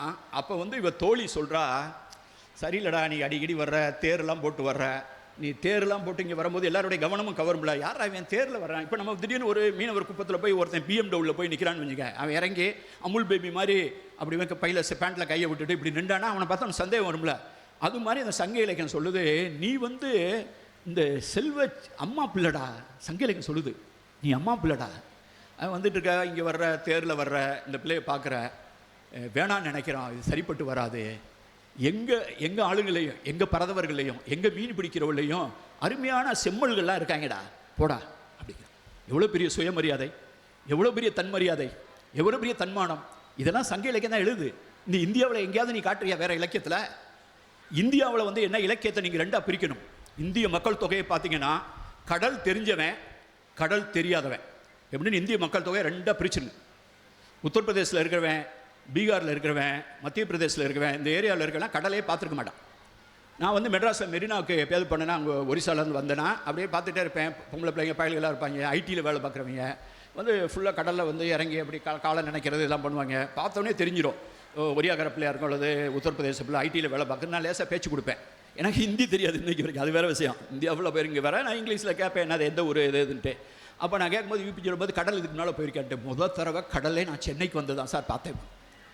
அப்போ இந்தியாவில் இருக்கக்கூடிய மக்கள் தொகையை கடல் தெரிஞ்சவன், கடல் தெரியாதவன் ரெண்டாக பிரிச்சுக்கலாம். இந்தியாவுடைய வரலாறை கடல் தெரிந்த மக்களின் வரலாறு, கடல் தெரியாத மக்களின் வரலாறுன்னு ரெண்டாக பிரிச்சுக்கலாம். இந்தியாவுடைய பொருளாதாரத்தை அந்த 5000 ஆண்டுகளுக்கு முன்னால் ஒரு பொருளாதாரம், உலகத்திலேயே பெரிய பொருளாதாரம், கிராஸ் டொமஸ்டிக் ப்ராடக்ட் சொல்லுவாங்க, ஜிடிபி. அப்படி ஒரு gross domestic product, balance of trade, ஏற்றுமதி இறக்குமதியில் வந்து the balance of trade in favour of Indus valley civilisation. அது எதுலேருந்து தெரியுதுன்னா, இவன் வந்து இங்கே போகிறான், எங்கே போகிறான், சிரியா அந்த அது சாரி மத்தியதரை கடலில் போய் அங்கே இருக்கக்கூடிய பண்பாடு, அங்கே இருக்கக்கூடிய பண்பாடோட வியாபாரம் பண்ணுறான். அங்கே வந்து நாகரிகம் இருக்குது, மெசொப்பட்டோமியா நாகரிகம். அந்த நாகரிகத்தோட போய் எல்லாம் போய் விற்கிறான். மெயினாக விற்கிறது வந்து லேப்பிஸ் லசூலி, இந்த நீலக்கல், சூது பவளக்கல், கார்லினியன் பீட்ஸு. எது கொடுமணலில் கிடைக்குதோ, எதாவது குஜராத்தில் கிடைக்குதோ, எதாவது கீழடியில் இப்போ கண்டுபிடிச்சிருக்குமோ இதெல்லாம் அங்கே கொண்டு போகிறான். எரும மாட்டை ஏற்றுமதி பண்ணுறான். எரும மாட்டை உலகத்திலேயே பழக்கினதே இந்தியா தான். அந்த எரும மாட்டை கொண்டு போய் அங்கே விற்கிறான். தேக்கு மரத்தை விற்கிறான். தேக்கு மரம் தென்னிந்தியாவில் மட்டும்தான் கிடைக்கும். அவன் விற்ற பொருள் எல்லாம் தென்னிந்தியா தொடர்பானது. அவனுக்கு கடல் தெரியும், வியாபாரம் பண்ணுறான். நம்ம எழுத்து மெசொப்பட்டோமியாவில் கிடைக்கிது, மெசொப்பட்டோமியா எழுத்து எதுவுமே இந்தியாவில் கிடைக்கல. அப்படின்னா என்ன அர்த்தம்னா, அங்கே போய் வியாபாரம் பண்ண போனவன் நம்ம ஆள், சிந்துவெளியிலேருந்து போனவன். இப்போ திருப்பூர்காரன் கடையில் ஃப்ளைட்டில் போகும்போது, ஃபாரின் போகும்போது பார்ப்பேன், வேட்டிக்கிட்டெல்லாம் ஒரு மாதிரி இருக்குது போட்டு ஒரு இதெல்லாம் போட்டுப்பார், குளிர் ஒரு இது போட்டுப்பார். நான் பேச்சு கொடுப்பேன், எந்த ஊர் எங்கே போய்கிட்டீங்கன்ட்டு. இங்கிலீஷே சுத்தமாக தெரியாது, சைகையிலே பேசி கோடிக்கணக்கான வியாபாரத்தை பண்ணிட்டு வந்துடுவார். என்ன ஜெர்மனிக்கு போகிறேன் அப்படின்னு கேட்டால், அதெல்லாம் பிரச்சனை, ஃப்ரெண்ட்ஸ்லாம் இருக்காங்க சார், அவர் ஒருத்தருக்கு லேசாக இங்கிலீஷ் தெரியும் அப்படிங்கிறார். திருப்பூர் ஆளுங்க கோடிக்கணக்கில் வியாபாரம் பண்ணுறவன். அது மாதிரி தான் சிந்துவெளியிலேருந்து போய் அங்கேருந்து எவனும் இங்கே வரல, இங்கேருந்து மொழிபெயர்ப்பாளரை கூட்டு போயிருக்கான். அங்கே அந்த இடத்துக்கு போய் மெழுகானு இவனை சொல்கிறாங்க. அவன் மொழிபெயர்ப்பாளர் வச்சுருக்கான், அங்கே சிற்பம் பண்ணியிருக்கான், கல் எடுக்கிறக்காக ஆப்கானிஸ்தான் போயிருக்கான், அதை குஜராத்தில் வச்சு அந்த கல்லெல்லாம் வேலை பார்க்குறான், கீழடியில் கொடுமணெல்லாம் வேலை பார்த்துருக்கான், இவ்வளோ வியாபாரம் பண்ணுறான். அவன் வியாபாரம் கேட்டால் பல்க்கு கிடையாது, அதாவது பெரிய கப்பல்லாம் கிடையாது. நீங்கள் நிலக்கரி ஏற்றிட்டு போகிறது தூத்துக்குடி துறைமுகத்தில் வர்ற மாதிரி கப்பல்லாம் அந்த காலத்தில் கிடையாது. சின்ன கப்பல் தான், கடற்கரையை ஒட்டி தான் போகும். அதுக்கு இதெல்லாம் கிடையாது, காம்பஸ்லாம் கிடையாது. ஒரு காக்காயை அவுத்து விடுவான், ஒரு பறவை, அது எந்த சைடு போகுதோ அப்புறம் திருப்பி வரும், அந்த சைடு தான் கரை இருக்குன்னா அப்புறம் கரையை ஒட்டியே போவான். இதெல்லாம் சிந்துவெளி குறிப்பில் இருக்குது, அந்த பொறிப்புகளில் இருக்குது. இப்படி போயிட்டு வந்தவன் வியாபாரம் இவனுக்கு சாதகமாக இருக்குது, அதனால தான் சிந்துவெளி வீழ்ந்தது. திடீர்னு அங்கே பஞ்சம் வந்து அவன் எதை நிறுத்துவான்? சாப்பிட்றது நிறுத்துவானா? இந்த ஆடம்பர பொருளை தான் நிறுத்துவான். நம்ம கொண்டு போனதெல்லாம் ஆடம்பர பொருள். நீங்கள் போய் பார்த்தீங்கன்னா வட சென்னையிலலாம் போய் நகைக்கடை ஏரியா இருக்கும், அங்கே போனீங்கன்னா ஒன்றுமே அடையாளமே தெரியாது. சாதாரண ஆளாக இருப்பான், ஒரு வேலை பார்க்குற மாதிரி இருப்பான். அவன் பையில் வந்து ஒரு சின்ன பேப்பரில் மடித்து வச்சுருப்பான். என் ஃப்ரெண்டு ஒருத்தர் நான் ஒரு 20 வருஷத்துக்கு மேலே பார்த்துருக்கேன், பையில் மடித்து வச்சுருப்பான். அங்கே கடைக்கு வந்து பையில் இருந்தது வெளியில் எடுப்பான், நான் கடையில் அந்த பையை ஓப்பன் பண்ணால் அந்த பையில் இருந்த வைரம் மட்டும் 5 கோடி மாய். என்னடா இப்படி சொல்கிற அப்படின்னு கேட்டால், 5 கோடி வாடா பையில் வச்சுட்டு வந்த, அசால்ட்டாக வந்தியடா அப்படின்னு கேட்டா. சார் நம்ம பையெல்லாம் அசால்ட்டாக தான் சார் வருவாங்க அப்படின்ட்டு. இதே நேரத்தில் வேற நம்ம பையல்கிட்ட வேண்டியது நீங்கள் ஏதாவது ஒரு பொருளை கொடுத்துட்டு அவன் ட்ரெயினில் ஏறினவனே அவன் அந்த பேக்கை முறைச்சி பார்க்குறதுல பேக்கை பார்ப்பான், பூட்டியிருக்கான்னு பார்ப்பான், அப்புறம் அந்த பேக்கை இங்கே எடுத்து வைப்பான், அங்கே எடுத்து வைப்பான், அதே பார்த்துட்டு இருப்பான். அப்போ எதிர உட்காந்துருக்கவன் இதில் ஏதோ மேட்டர் இருக்குடான்னு தெரிஞ்சுட்டு இவன் நல்லா தூங்கும்போது எடுத்துகிட்டு போயிடுவான். அப்போ பணத்தை கையாளுறதுக்கு, நகையை கையாளுறதுக்குலாம் அதுக்கு ஒரு தனித்திறமை தேவைப்படுது. அந்த காலத்தில் அதெல்லாம் பண்ணியிருக்காங்க, சிந்துவெளியில் பண்ணியிருக்காங்க, சங்க இலக்கியத்தில் வாழ்ந்தவெல்லாம் பண்ணியிருக்காங்க. நடுவில் தான் கொஞ்சம் பக்கத்தை காணும். அப்போ இதை நம்ம வந்து மாறி வந்துட்டோம். இப்போ அவன் பையில் வச்சுட்டு வர்றது மாதிரி இவங்க போய் வியாபாரம் பண்ணாங்க. அவங்க வியாபாரம் படுத்துருச்சு. ஏன் படுத்துச்சுன்னு கேட்டிங்கன்னா, அவன் சோறு சாப்பிடுவான், இந்த நகையெல்லாம் வாங்குறது நிறுத்திடுவான். ஏன்னா பஞ்சம் வரும்போது எவங்க நகை போடுவான்? அது மாதிரி அந்த காலகட்டத்தில் உலகத்தில் தலை சிறந்த பொருளாதாரங்களில் ஒன்று சிந்துவெளி பொருளாதாரம். இலக்கியம், கையில் கிடைக்கிற இலக்கியத்தெல்லாம் கையில் எடுத்து வச்சுங்க. இந்தியாவில் கிடைச்ச இலக்கியம், அப்பாடாக்கர் இலக்கியம்லாம் வச்சுக்கோங்க, வேதங்கள் எடுத்து உள்ளே போடுங்க, எல்லாத்தையும் உள்ள எடுத்து போடுங்க. நான் சங்க இலக்கியத்தை எடுத்துகிட்டு வர்றேன், இதனுடைய பொருளாதாரத்தை பேசுகிறேன், இதனுடைய கடல் வணிகத்தை பற்றி பேசுகிறேன். ஒரு பொம்பளை பிள்ளை உட்காந்து வர்ற கப்பல்லாம் எண்ணிட்டு இருக்கா, இது வணிக கப்பல், இது போர் கப்பல்னு உட்காந்து எண்ணிட்டு இருக்கா. அவன் மாலுமி இறங்குறவன தண்ணி போட போகிறான், அங்கே ஒரு பொம்பளை பிள்ளை வந்து தண்ணி இதை ஊற்றி கொடுக்குது, கல். இந்த மாதிரியான ஒரு கடல் சார்ந்த வாழ்க்கையை அவ்வளவு அருமையாக படம் பிடிச்சு களம் தரும் செல்வங்கிறான். பொன்னோடு வந்து மிளகோடு பெயரும் அப்படிங்கிறான் முசிறி பட்டத்தில். வரும்போது தங்க காசாக கொண்டு வருது. அப்போ வந்து தங்கத்தில் காசு போட்டவங்க வந்து கிரேக்க ரோமானிய பேரரசர்கள், அகஸ்டஸ், இவெல்லாம் அந்த காசே அவங்க போட்டாங்க. அப்போ நம்மளாம் அதெல்லாம் பண்ணலை. அவன் வரும்போது இந்த தங்க காசை கொண்டு வருவானா, நம்ம ஆளுங்க வந்து அதில் வந்து அந்த காசுங்கிற பேர் வந்தது. காசு இதெல்லாம் வர தங்க காசை வாங்கி அதை வந்து என்ன பண்ணுவானுங்க, அதை உருக்கி அவன் பேரை படமெல்லாம் இருக்கு. இங்கே நிறைய இடத்துல கேட்டிங்கன்னா அகஸ்டஸ் உருவம், ரோமானிய உருவம்லாம் சேர்ந்து இப்போ கிடைக்கிது காசு. அது என்னன்னு கேட்டிங்கன்னா, அந்த காசை வாங்கி அப்படியே பயன்படுத்தியிருக்காங்க. அதுக்கு பேர் தான் காசு மாலை. கடையில் போய் பார்த்துருக்கீங்களா? காசு மாலை லட்சுமி படமாக போட்டுருவோம், வருதே கீழே போட்டிருக்கோம், ஒரு பெண்டன்ட் இருக்கும், அதில் ஃபுல்லாக காசு மாலை இருக்கும். இந்த காசு மாலை நீங்கள் யூஸ் பண்ணுற காசு மாலை சங்க இலக்கிய காலத்துலேருந்து சிந்துவெளி காலத்துலேருந்து ரொட்டேஷனில் இருக்குது. நீங்கள் வாங்கி உருக்கி புதுசாக செஞ்சுட்டு இருக்கோம். கொஞ்சம் தங்கத்தை புதுசாக வாங்குகிறோம், பழைய தங்கத்தை உருக்குறோம். ஆக அந்த காசு மாலைங்கிற கான்செப்ட்லாம் அதிகமான ஒரு பொருளாதாரம். அங்கே எழுதுகிறான், முஜ்ரிஸ் பேப்பரிஸில் எழுதுகிறான், ரோம நாட்டில் எழுதுகிறான். இந்த மாதிரி வந்து நீங்கள் மசாலா பொருள்கள், இது மிளகு, அதுக்குது, இந்த பருத்தி ஆடை, ஆவி எண்ணெய், அருந்துயிர், இந்த மாதிரி துணிமணியெல்லாம் வாங்கி குமிச்சிங்கன்னா கஜானா காலியாயிரும்னு எழுதுகிறான் ஒருத்தன் கிரேக்கத்தில். அது சொல்கிறது வந்து இந்தியாவோட வணிகம் பண்ணும்போது, தென்னிந்தியாவோட வணிகம் பண்ணால் கஜானா காலியாகுங்கிறது தான். அப்போ ஆக சிறந்த பொருளாதாரம் சங்க இலக்கிய பொருளாதாரம். இன்றைக்கி யாருடைய பொருளாதாரம் பெருசாக இருக்குது? தென்னிந்தியா. இந்த second largest GDP, cross domestic product. வேகமாக வளர்கிற பொருளாதாரம். மகாராஷ்டிரா கப்பல் இருக்குது, துறைமுகம் இருக்குது. தமிழ்நாடு செகண்டு, எத்தனை துறைமுகம் இருக்குது. அப்புறம் தெலுங்கானா, ஆந்திரா, கேரளா, இந்த 4-5 சேர்த்திங்கன்னா இந்திய பொருளாதாரத்தில் 60% நீங்கள் தான் இருக்கும். அதான் திருப்பி சொல்லிட்டு இருக்காங்க, நாங்கள் இவ்வளோ வரியை கொடுக்குறோமே, திருப்பி கொடுக்க மாட்டீங்களாடான்னு பேசிக்கிட்டே இருக்கோம். வந்துச்சு வெள்ளம் வந்துச்சு, தூத்துக்குடி சைடு வெள்ளம் வந்துச்சு, நாங்கள் காசு கட்டம் கொடுக்கலன்னு சொல்லிட்டு இருக்க காரணம்னு கேட்டிங்கன்னா, இன்னைக்கு தேதிக்கும் 5000 வருஷத்துக்கு முன்னால் இந்த உலகத்தில் highest GDP with the balance of trade in favour of இண்டஸ்ட்ரியல்னா அது சிந்துவெளி பண்பாடு. 2400 வருஷத்துக்கு முன்னால் இந்தியாவில் ஒரு பண்பாட்டில் இந்த மாதிரி ஏற்றுமதி பண்ணி செல்வம் கொளித்தது. செல்வம் கொளித்ததுனா சும்மா நினைக்கிறீங்களா? பாடி கார்டு வச்சிருக்கான் பாண்டிய மன்னன். பாடி கார்டு வந்து ஃபாரினருங்க. உடம்புடு உரைக்கும் உரையானாவின் படம்புகு மிலேச்சருங்கிறான். அவன் சட்டை போட்டிருக்காங்க, இந்த சட்டை போட்டு கேப் போட்டு அவன் வந்து இதெல்லாம் போட்டிருக்கான், இரும்பில் சட்டை போட்டிருக்கான். அவனுக்கு நம்ம மொழி தெரியாது, தமிழில் பேசன்ட்டு பர்பஸாகவே வந்து சிலர் சொல்கிறாங்க அவன் ஊமை, அவனை நாக்க அறுத்துட்டாங்க. எனக்கு கிடையாது, அவன் வெளிநாட்டுக்காரன். அவனுக்கு நம்ம மொழி தெரிஞ்சவங்களை கலக்காமல் பார்த்துக்குருவான். அப்போ தான் ராஜாவோட எந்த அந்தரங்கங்களும் அரண்மனை விஷயம் வெளியே லீக் ஆகாது. அவனை தான் ராஜாவோட பக்கத்தில் இருப்பார். அவர் வந்து உடம்பின் உரைக்கும், அவர் சைகையிலே தான் பேசுவார். உரையா நாவின், வாயை திறந்து சொல்ல மாட்டார். படம் பூகி மிளைச்சார். அவர் பாம்பு படம் போட்டிருக்க மாதிரி சட்டை போட்டிருக்கார். சட்டை போட்டவங்க ஐரோப்பிய பெண்களை வந்து வேலைக்கு வச்சுருக்காங்க, மது ஊற்றி கொடுக்குறதுக்கு. மது ஜாடி அங்கேருந்து கொண்டு வரான் யூரோப்பிலேருந்து. அரிக்கமேடில் கிடச்சிருக்கு ஒரு பானை, அதில் கிடச்ச திராட்சை மது வந்து அகஸ்டஸ் பீரியடில் இருக்குன்னு பிபி லால் அதை கண்டு கெமிக்கல்ஸ் டெஸ்ட் பண்ணியிருக்காங்க. ஆக ரொம்ப செல்வ செழிப்பாக வாழ்ந்தது சிந்துவெளி, வாழ்ந்தது சங்க இலக்கியம், வாழ்கிறது தென்னிந்தியா, இப்போ தமிழ்நாடு. அப்போ நம்ம எதை பேசுகிறோம்? சாதாரண சின்ன மெட்டீரியல், அது மணி, அணி, மணி, சின்ன சங்கு வளையல். இந்த இடத்துல தான் நான் வந்து ஒரு மூணாவது டைமென்ஷன், ஒரு மூணாவது பரிமாணத்தை நான் அறிமுகப்படுத்த விரும்புகிறேன். 1935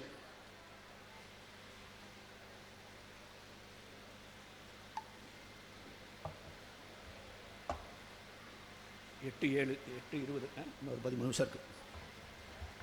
வாட்ச் கட்ட மாட்டேன், அதான் நல்ல பார்த்து. முன்கை ஃபுல்லாக எம்டியாக தான் இருக்கு. வாட்ச் கிச்சலாக கட்டுறதில்ல, எங்கேயாவது கழட்டி வச்சுட்டு வந்துடுவேன், மறந்துடுவேன். இப்போ இவன் வந்து சங்க இலக்கியத்தை வந்து சிந்துவெளி ஒரு ஜான் மார்சல்னு ஒரு ஆள் வர்றார். ஜான் மார்சல்னு அவர் இந்தியாவுக்கு வந்து இறங்கும்போது கர்சன் பிரபுன்னு ஒரு ஆள் இருந்தார். அவர் இவங்கெல்லாம் வங்காள பிரிவினை அதுன்னு சொல்லி இவங்ககிட்டலாம் கெட்ட பேர் வாங்கினது. இப்போ நிறைய பேர் வந்து இந்தியாவில் வந்து யாராவது வெள்ளைக்காரனை திட்டிக்கிட்டே இருப்பாங்க. அவன் வந்து சரஸ்வதி இருக்குது அது இருக்குதுன்னு சொன்னால் அவனை பாராட்டுவாங்க, அவனுக்கு வந்து பட்டம் கொடுப்பாங்க, எல்லாம் கொடுப்பாங்க. நம்ம திட்டுற சில வெள்ளைக்காரங்கள் வந்து மெக்காலே வந்து கல்வி திட்டத்தை கொண்டாரு. குமாஸ்தா கல்வி திட்டம் நானே ஸ்கூலில் படிச்சிருக்கேன். என்னடா குமாஸ்தா கல்வி திட்டம்னு சொல்கிறாங்களே அப்படின்னு பார்த்தா, மெக்காலே மட்டும் இந்தியாவுக்கு வந்து அந்த கல்வி திட்டத்தை மாறணும். நீங்களாம் தெருவில் நின்றுருப்பீங்க, நான்லாம் தெருவில் நின்றுருப்பேன். ஆனால் ஐஏஎஸ்க்கெலாம் வந்திருக்க முடியாதுங்க. நான் வந்து மேற்கத்திய கல்வி படித்து இங்கிலீஷ் படித்து உலகத்தை தெரிஞ்சுக்கிட்டு தானே உலகம் ஃபுல்லாக 45 நாடுக்கு போயிருக்கேன். அப்போ அவனை திட்டுவாங்க, அவன் வந்து கெடுத்துட்டான், முதல்ல எல்லாம் நல்லா சமஸ்கிருதத்தை படித்து எல்லாம் சுபிச்சமாக இருந்தாங்க, அப்புறம் வந்து இங்கிலீஷ் கற்றுக் கொடுத்துட்டாங்க, அதனால அப்படின்ட்டு அவனை போராட்டமாக சொன்னாங்க. அதே மாதிரி கர்சன் பிரபை திட்டிக்கிட்டு இருந்தாங்க. அந்த கர்சன் பிரபு தான் சொல்கிறாரு, இங்கே இவ்வளவு வளங்கள் இருக்குது, பௌத்த மரமாக இருக்குது, இதை வந்து காப்பாற்றலையே. அவன் வர்றவெல்லாம் எடுத்துகிட்டு போயிடுவான், ஜெர்மனிலேருந்து வர்றவன், வெளிநாட்டிலேருந்து வர்றவன். இந்த வெள்ளைக்காரன் மட்டும் இங்கே வந்து இறங்கி ஃப்ரான்ஸுக்காரன், போர்த்துகீஸு, எல்லாமே இங்கிலீஷ்காரன், எல்லாமே வந்து தென்னிந்தியாவுக்கு தான். அப்புறம் கொஞ்சம் கொஞ்சமாக இவங்களே சண்டை போட்டுக்குவாங்க. வாராப்ளாசி, ஆற்காடு சண்டை, அந்த சண்டை, இந்த சண்டைனா பாண்டிச்சேரியில் கடைசி, காரைக்கால், பாண்டிச்சேரி, அங்கே கேரளாவில் மாகி, ஏனாம், ஆந்திராவில் 4 இடத்துல ஃப்ரெஞ்சுக்காரன் கடைசி வரைக்கும் இருந்தான். கோவாவில் 62 63 வரைக்கும் போர்த்துகீஸ்காரன் இருந்தான். மற்றவங்கெல்லாம் சுதந்திரம் வாங்கிட்டோம். அப்போ இந்த மாதிரி வெளிநாட்டிலேருந்து வந்து இந்த மாதிரிலாம் இருக்கிறவங்க தான் தப்பு பண்ணிட்டாங்கன்னு நம்ம பேசிகிட்டு இருப்போம். ஆனால் உண்மையிலேயே அவங்க நல்லது பண்ணியிருக்காங்க. அப்படி பண்ண ஒரு நல்லது என்னன்னு கேட்டிங்கன்னா, ஆர்கியாலஜிக்கல் சர்வே ஆஃப் இந்தியாவை இழுத்து மூடிடலான்னு முடிவு பண்ணாங்க. அலெக்சாண்டர் கன்னிங்காம் அப்படின்னு ஒருத்தர் 1861 வந்து தொடங்குறார். தொடங்கி கொஞ்ச நாள் நடந்துகிட்ருக்கு. அப்புறம் கொஞ்சம் வருமானம்லாம் குறைஞ்சவனு அவர் சொல்கிறார், இதை இழுத்து மூடிடலாம், வேண்டியதில்லைன்னு. கிட்டத்தட்ட மூடுறதுன்னு முடிவு பண்ணிட்டாங்க. அப்போ இந்த கர்சன் பிரபு என்ன சொல்கிறாரு, இல்லை மூட வேணாம், கொஞ்சம் பட்ஜெட்டாவது போட்டு ஒரு டைரக்டர் ஜெனரல் போஸ்ட்டை திருப்பி ரிவைவ் பண்ணுவோம் அப்படிங்கிறார். அப்போ அதுக்கு யார் போடணும் அப்படிங்கும்போது அந்த செயலாளர், அங்கே லண்டனில் இருக்க செயலாளர் ஒத்துக்கிறார். ஆனால் யார் போடணும் முடிவு பண்ணும்போது யாரை போடலான்னு கேட்டோமா, அவங்க ஆஃபீஸில் இருக்கவங்கலாம் சொல்லியிருக்காங்க, வின்சென்ட் ஸ்மித்னு ஒருத்தர் இருந்தார், அவர் பயங்கரமான ஆள், அவர் என்னை மாதிரி ஐஏஎஸ்ல இருந்த மாதிரி அந்த காலத்தில் ஐசிஎஸ்சில் வேலை பார்த்துருக்காரு, பயங்கர வரலாறு சமஸ்கிருதம்லாம் படிச்சிருக்காரு, அவர் வரலாறு புத்தகம்லாம் எழுதுறாரு, லண்டனுக்கு வந்துட்டார், விருப்ப ஓய்வு பெற்றுட்டு இங்கே தான் ரிசர்ச் பண்ணிட்டு இருக்காரு, அவரை திருப்பி அனுப்பிச்சி விடுவோன்ட்டாய். உடனே அவர்கிட்ட கேட்கவும் அவர் வந்து நம்மளை விட வேறு யாராக இருக்க போகிறா அப்படின்னு சொல்லிட்டு அவர் கண்டிஷன்லாம் போடுறாரு. சரி ரொம்ப வற்புறுத்திங்கன்னா நான் போகிறேன், ஆனால் இந்த வருஷம்லாம் அடுத்த வருஷம் எனக்கு 3 மாதம் லீவ் வேணும், அதுக்கு அடுத்த வருஷம் 6 மாதம் லீவ் வேணும், அப்போல்லாம் தரமாட்டேன்னு சொல்லக்கூடாதுன்னா கண்டிஷன் போடுறாரு. இப்போ வந்து கர்சன் பிரபு பார்க்குறாரு, யார் அது வயசான ஆளாக இருக்கார், ஏற்கனவே 52 55 வயசாக இவருக்கு கர்சன் பிரபுக்கே 42 43 வயசு தான். நம்மளை விட வயசான ஆள் ஒரு ஆளை கொண்டு வந்தோம்னா அவர் ஏதாவது பேசிகிட்டு இருப்பார், ஒரு இளைஞனாக இருக்கணும், திறந்த மனசோடு இருக்கணும்னு அவர் தேடுறார். அப்போ லண்டன் மியூசியத்தில் இருக்கவங்க சொல்கிறாங்க, கேம்பிரிட்ஜில் ஒரு வாத்தியார் சொன்னார், ஒரு ஆள் ஜான் மார்சல் இருக்கார், இப்போ ஜாபுக்கு அப்ளை பண்ணியிருக்காரு ஆஸ்திரேலியாவில், சிட்னி பல்கலைக்கழகத்தில். அவரை எல்லோரும் ரெக்கமெண்ட் பண்ணுறாங்க போது அவருக்கு வயசு 26. அவரை வந்து கர்சன் பிரபு தேர்ந்தெடுக்கிறாரு. கல்யாணம் பேசி முடிச்சிருங்க, கல்யாணத்தை பண்ணிடுறேன், உடனே கிளம்பிடுறேங்கிறாரு. கல்யாணத்தை பண்ணி 26வது நாள் இந்தியாவில் வந்து இறங்குறாரு. 26 வயசு, கல்யாணம் ஆகி 26வது நாள் இந்தியாவில் வந்து இறங்குறாரு. இந்தியா ஃபுல்லாக சுற்றுறாரு, திருச்சிக்கு வர்றாரு 1903. அவர் வரும்போது தான் 1899 ஆதிச்சநல்லூரில் தோண்டியிருப்பாங்க, ஜாகோர் பண்ணிப்பாங்க. அதுக்கு பின்னால் தோண்டியிருப்பாங்க. 1903 வந்து அலெக்சாண்டர் ரீ இங்கே தோன்றார் ஆதிச்சநல்லூரில் 1903. அப்போ இருந்தவர் வந்து இவர் யார், ஜான் மார்ஷல். அவர் வேறு விஷயத்தில் இருந்தால் அவர் தான் 1924 செப்டம்பர் 20 எதுக்கு நாங்கள் செலவு வச்சுருக்கோம்னா காரணம் இல்லாமல் செலவு வச்சுருக்காங்க தமிழ்நாட்டில். உனக்கு அவர் கொண்டாடுவிய நீ? அவர் தான் சொன்னார், இந்தியாவில் 5000 வருஷத்துக்கு முன்னால் நகரம் வச்சு, தெருவு அழகாக வச்சு, குப்பை தொட்டி வச்சு, குளியலறை வச்சு, ஃபஸ்ட்டு ஃப்ளோர் செகண்ட் ஃப்ளோர் வீடு வச்சு, பாத்ரூம் வச்சு, அதில் ஃப்ளஷ் பண்ணுற மாதிரி பக்கத்தில் தண்ணி வச்சு, எல்ஜாண்ட் போட்டு பைப் வச்சு, சாக்கடை சின்ன பைப்லேருந்து அதை விட பெரிய பைப்பு, அதை விட பெரிய பைப்புக்கு போய் வெளியே ஊரை விட்டு வெளியில் போயிடும், நல்ல தண்ணி இப்படி வரும். இந்த மாதிரி ஒரு நகரத்தில் வாழ்ந்துருக்காண்டா 5000 வருஷத்துக்கு முன்னால். அவனுக்கும் வேத காலத்துக்கும் ஆரியர்களுக்கும் சம்பந்தமே இல்லைடா அப்படின்னு அவர் சொன்னார். இதுதான் முத இந்திய வரலாற்றில் இறங்கிய வீசப்பட்ட முதல் அணுகுண்டு. அதுதான் பலருடைய தலையில் இறங்கிய முதல் இடி. அது வரைக்கும் நம்ம என்ன நினச்சிக்கிட்டு இருந்தோம்? நம்மலாம் அப்பாடா நம்ம வந்து டுபாக்கூர் ஃபெலோஸ் நினச்சிட்டு இருந்தோம். நம்ம ஒன்றுமே தெரியாது, எல்லாமே வந்து இதில் வந்து நம்மளை நாகரிகமாக்குனது, மற்றவெல்லாம் காட்டு மிராண்டின்னு.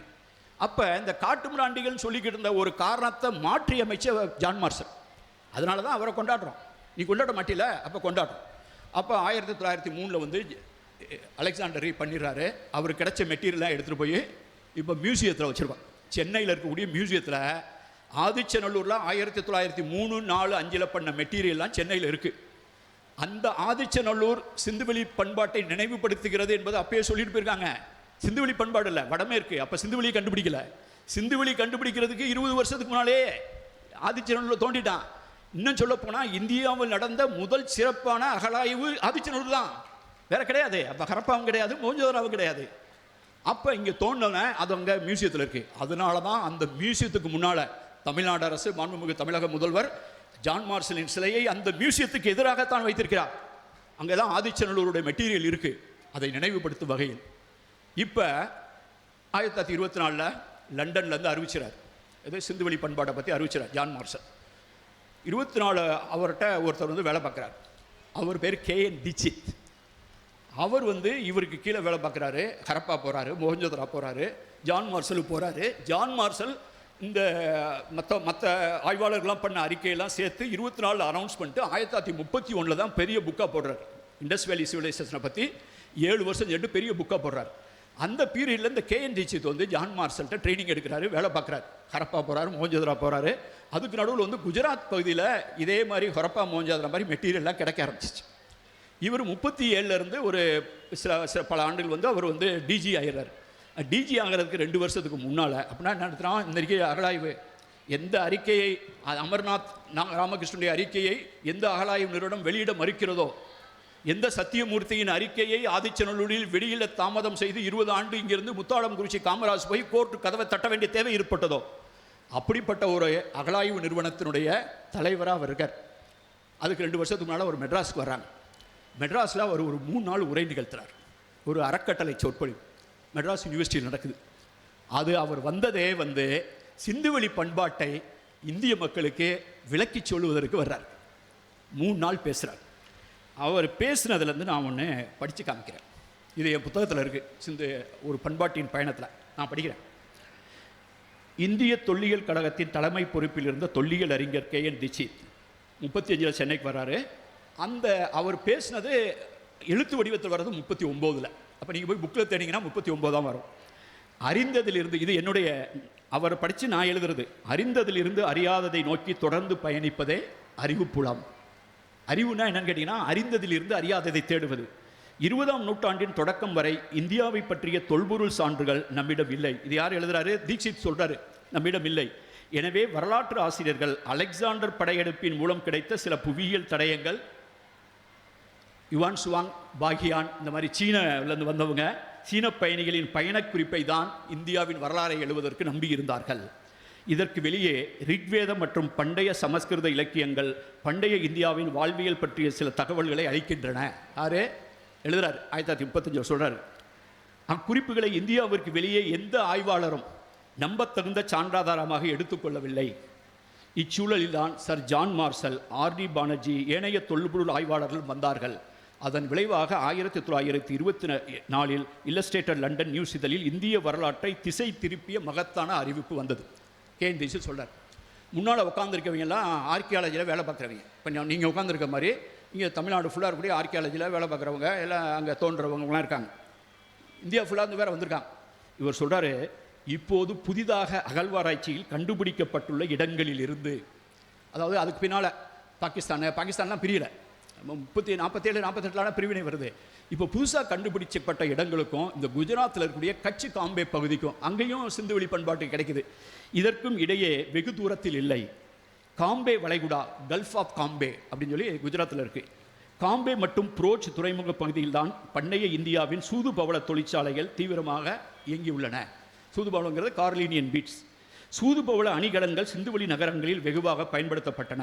எனவே நர்மதா பள்ளத்தாக்கு பகுதியில் மேலும் அகழாராய்ச்சிகள் செய்தால் சிந்துவெளி பண்பாட்டு தொடர்புடைய குடியிருப்புகள் நகரங்கள் மேலும் கிடைக்கக்கூடும். இப்போ தான் வராது. இதை போலவே சிந்துவெளி நகரங்களில் வெகுவாக பயன்படுத்தப்பட்ட சங்கு வளையல் மெட்ராஸ் மாகாணத்தின், அப்போ மெட்ராஸ் பிரசிடென்சியாக இருந்தது, மெட்ராஸ் மாகாணத்தின் தென்கிழக்கு பகுதினா திருநெல்வேலி தூத்துக்குடி தென்கிழக்கு பகுதியில் இருந்து பெறப்பட்டு இருக்க வேண்டும். எனவே திருநெல்வேலி மாவட்டம் மற்றும் அதை சுற்றியுள்ள கொர்க்கை போன்ற பண்டைய துறைமுக பகுதிகளில் தீவிரமான அகழாய்வுகள் செய்தால் ஒரு நாள் சிந்துவெளி பண்பாட்டு காலத்துக்கு சமகால பண்பாடு அல்லது அதற்கு சற்று காலத்தால் பிற்பட்ட பண்பாட்டுக்கான தொல்பொருள் சான்றுகள் கிடைக்கக்கூடும் என்று எதிர்பார்ப்பது மிகையல்ல. இங்கு கூடியிருக்கும் எனது நண்பர்களே, மெட்ராஸை சேர்ந்த நண்பர்களே, உங்களில் யார் அதை தோண்டப் போகிறீர்கள் அப்படின்னு உங்கள்கிட்ட கேட்டுப்பார். ஏப்ப சோப்ப கிடையாது, டைரக்டர் ஜெனரல் ஆஃப் ஆர்கியலாஜிக்கல் சிட்டியா. அவர் பேர் KN தீட்சித். அவர் தமிழ்நாட்டுக்கார் கிடையாது, மதுரை கிடையாது, தூத்துக்குடி கிடையாது. அவர் இந்த கருத்தை சொல்கிறார். பாருங்க, 1935 இங்கே தோண்டினா கிடைக்கும்டாங்க. எவனா தோண்டானான்னு கேட்குறேன். அதுக்கு பின்னால் அவர் சொல்லி 70 வருஷத்துக்கு பின்னால் டி சத்தியமூர்த்தின்னு வராரு. எங்கேருந்து வராரு? ஒரிசாவிலேருந்து வராரு. நானும் அவரும் பலமுறை பயணம் பண்ணியிருக்கோம். கொனார்க்கு நூற்றாண்டு விழாவை கொண்டாடுறோம்.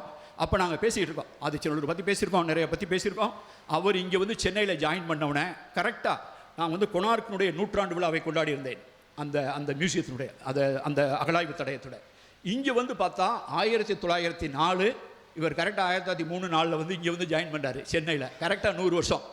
நாங்கள் அங்கே 100 வருஷத்துக்கு ஸ்டாம்பெல்லாம் போட்டோம். கொனார்க்கு நான் 100 வருஷம் நான் சுற்றுலா செயலாளராக இருந்தேன், பண்பாட்டு செயலாளராக இருந்தேன். ஸ்டாம்பெல்லாம் போட்டு புக்கெல்லாம் போட்டு கவிதையெல்லாம் எழுதிட்டோம்.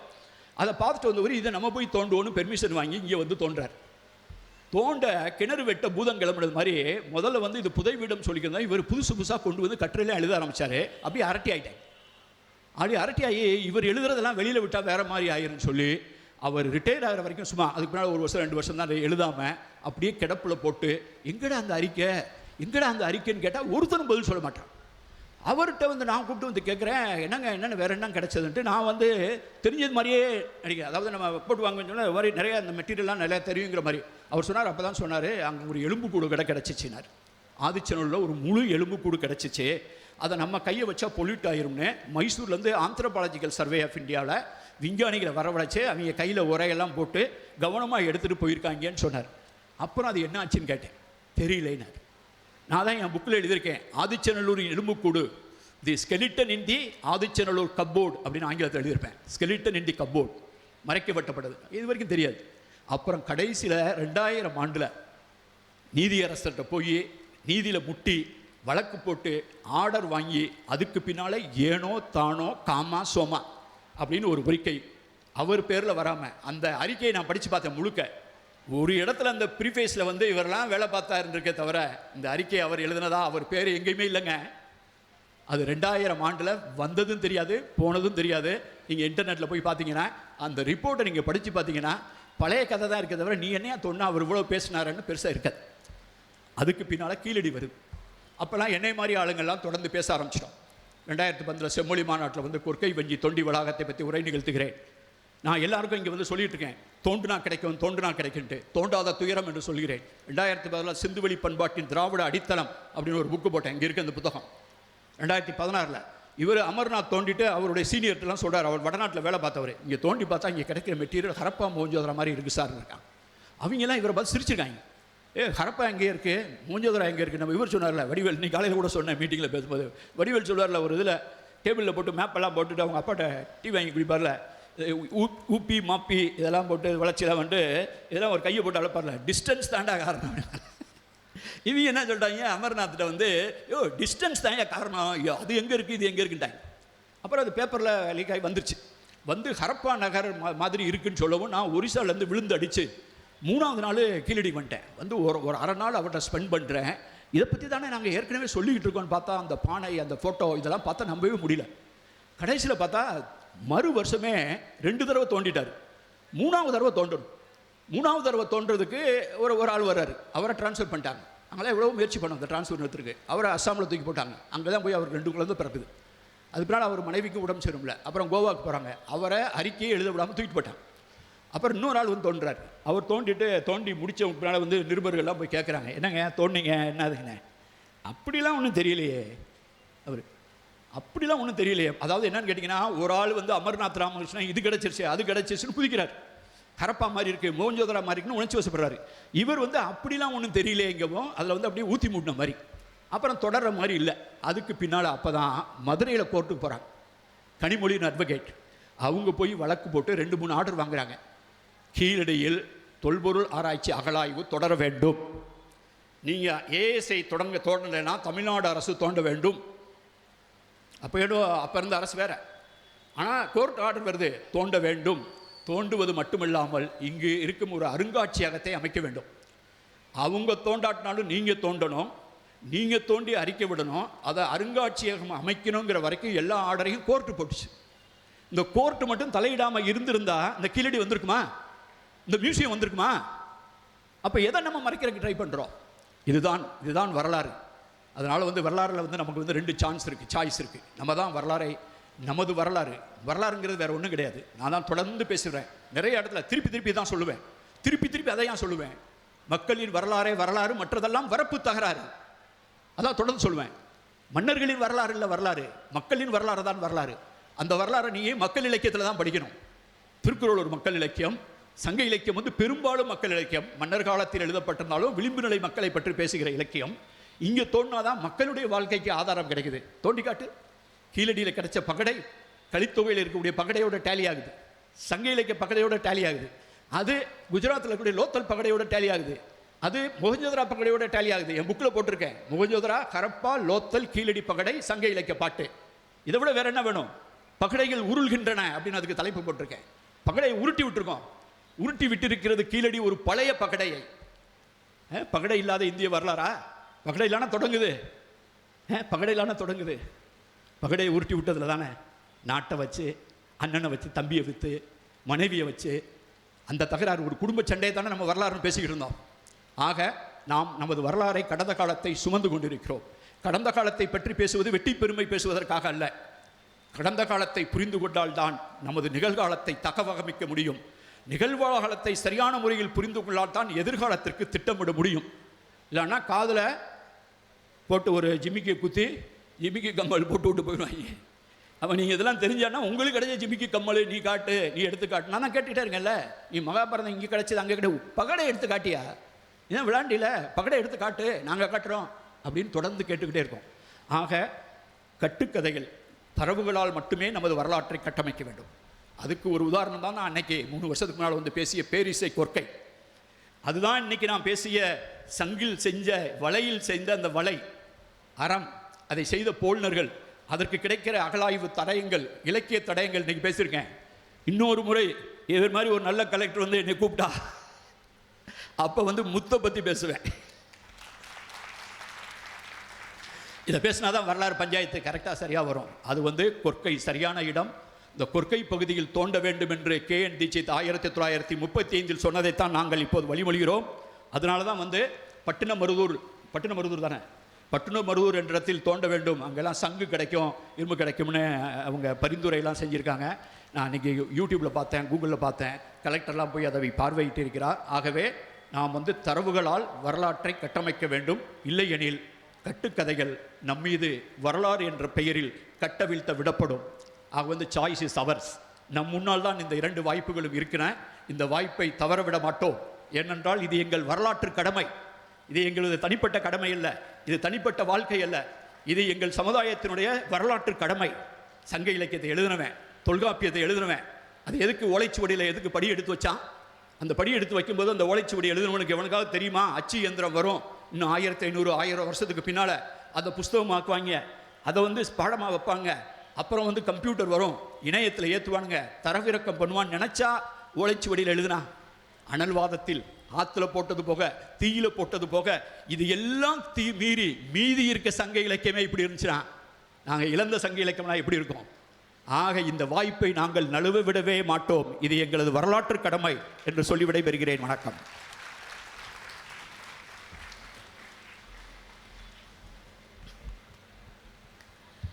நிறைவளை முன்கை என்ற தலைப்பில் ஒரு ஆய்வு கட்டுரையை இந்த தொடர்ந்தபடி தூத்துக்குடி 6வது புத்தக திருவிழா மாமன்றத்தில் சிறப்புரையாக வழங்கிய உலக தமிழ் ஆராய்ச்சி நிறுவனத்தின் தலைவர் திருமிகு ஆர் பாலகிருஷ்ணன் இந்திய ஆட்சிப்பணி ஓய்வு அவர்களுக்கு எமது மனமார்ந்த நன்றிகளை மாவட்ட நிர்வாகத்தின் சார்பில் தெரிவித்துக் கொள்கிறோம். அவர்களுக்கு நினைவு பரிசு வழங்குவதற்காக நமது மாவட்ட ஆட்சித்தலைவர் அவர்களை அன்புடன் அழைக்கிறோம்.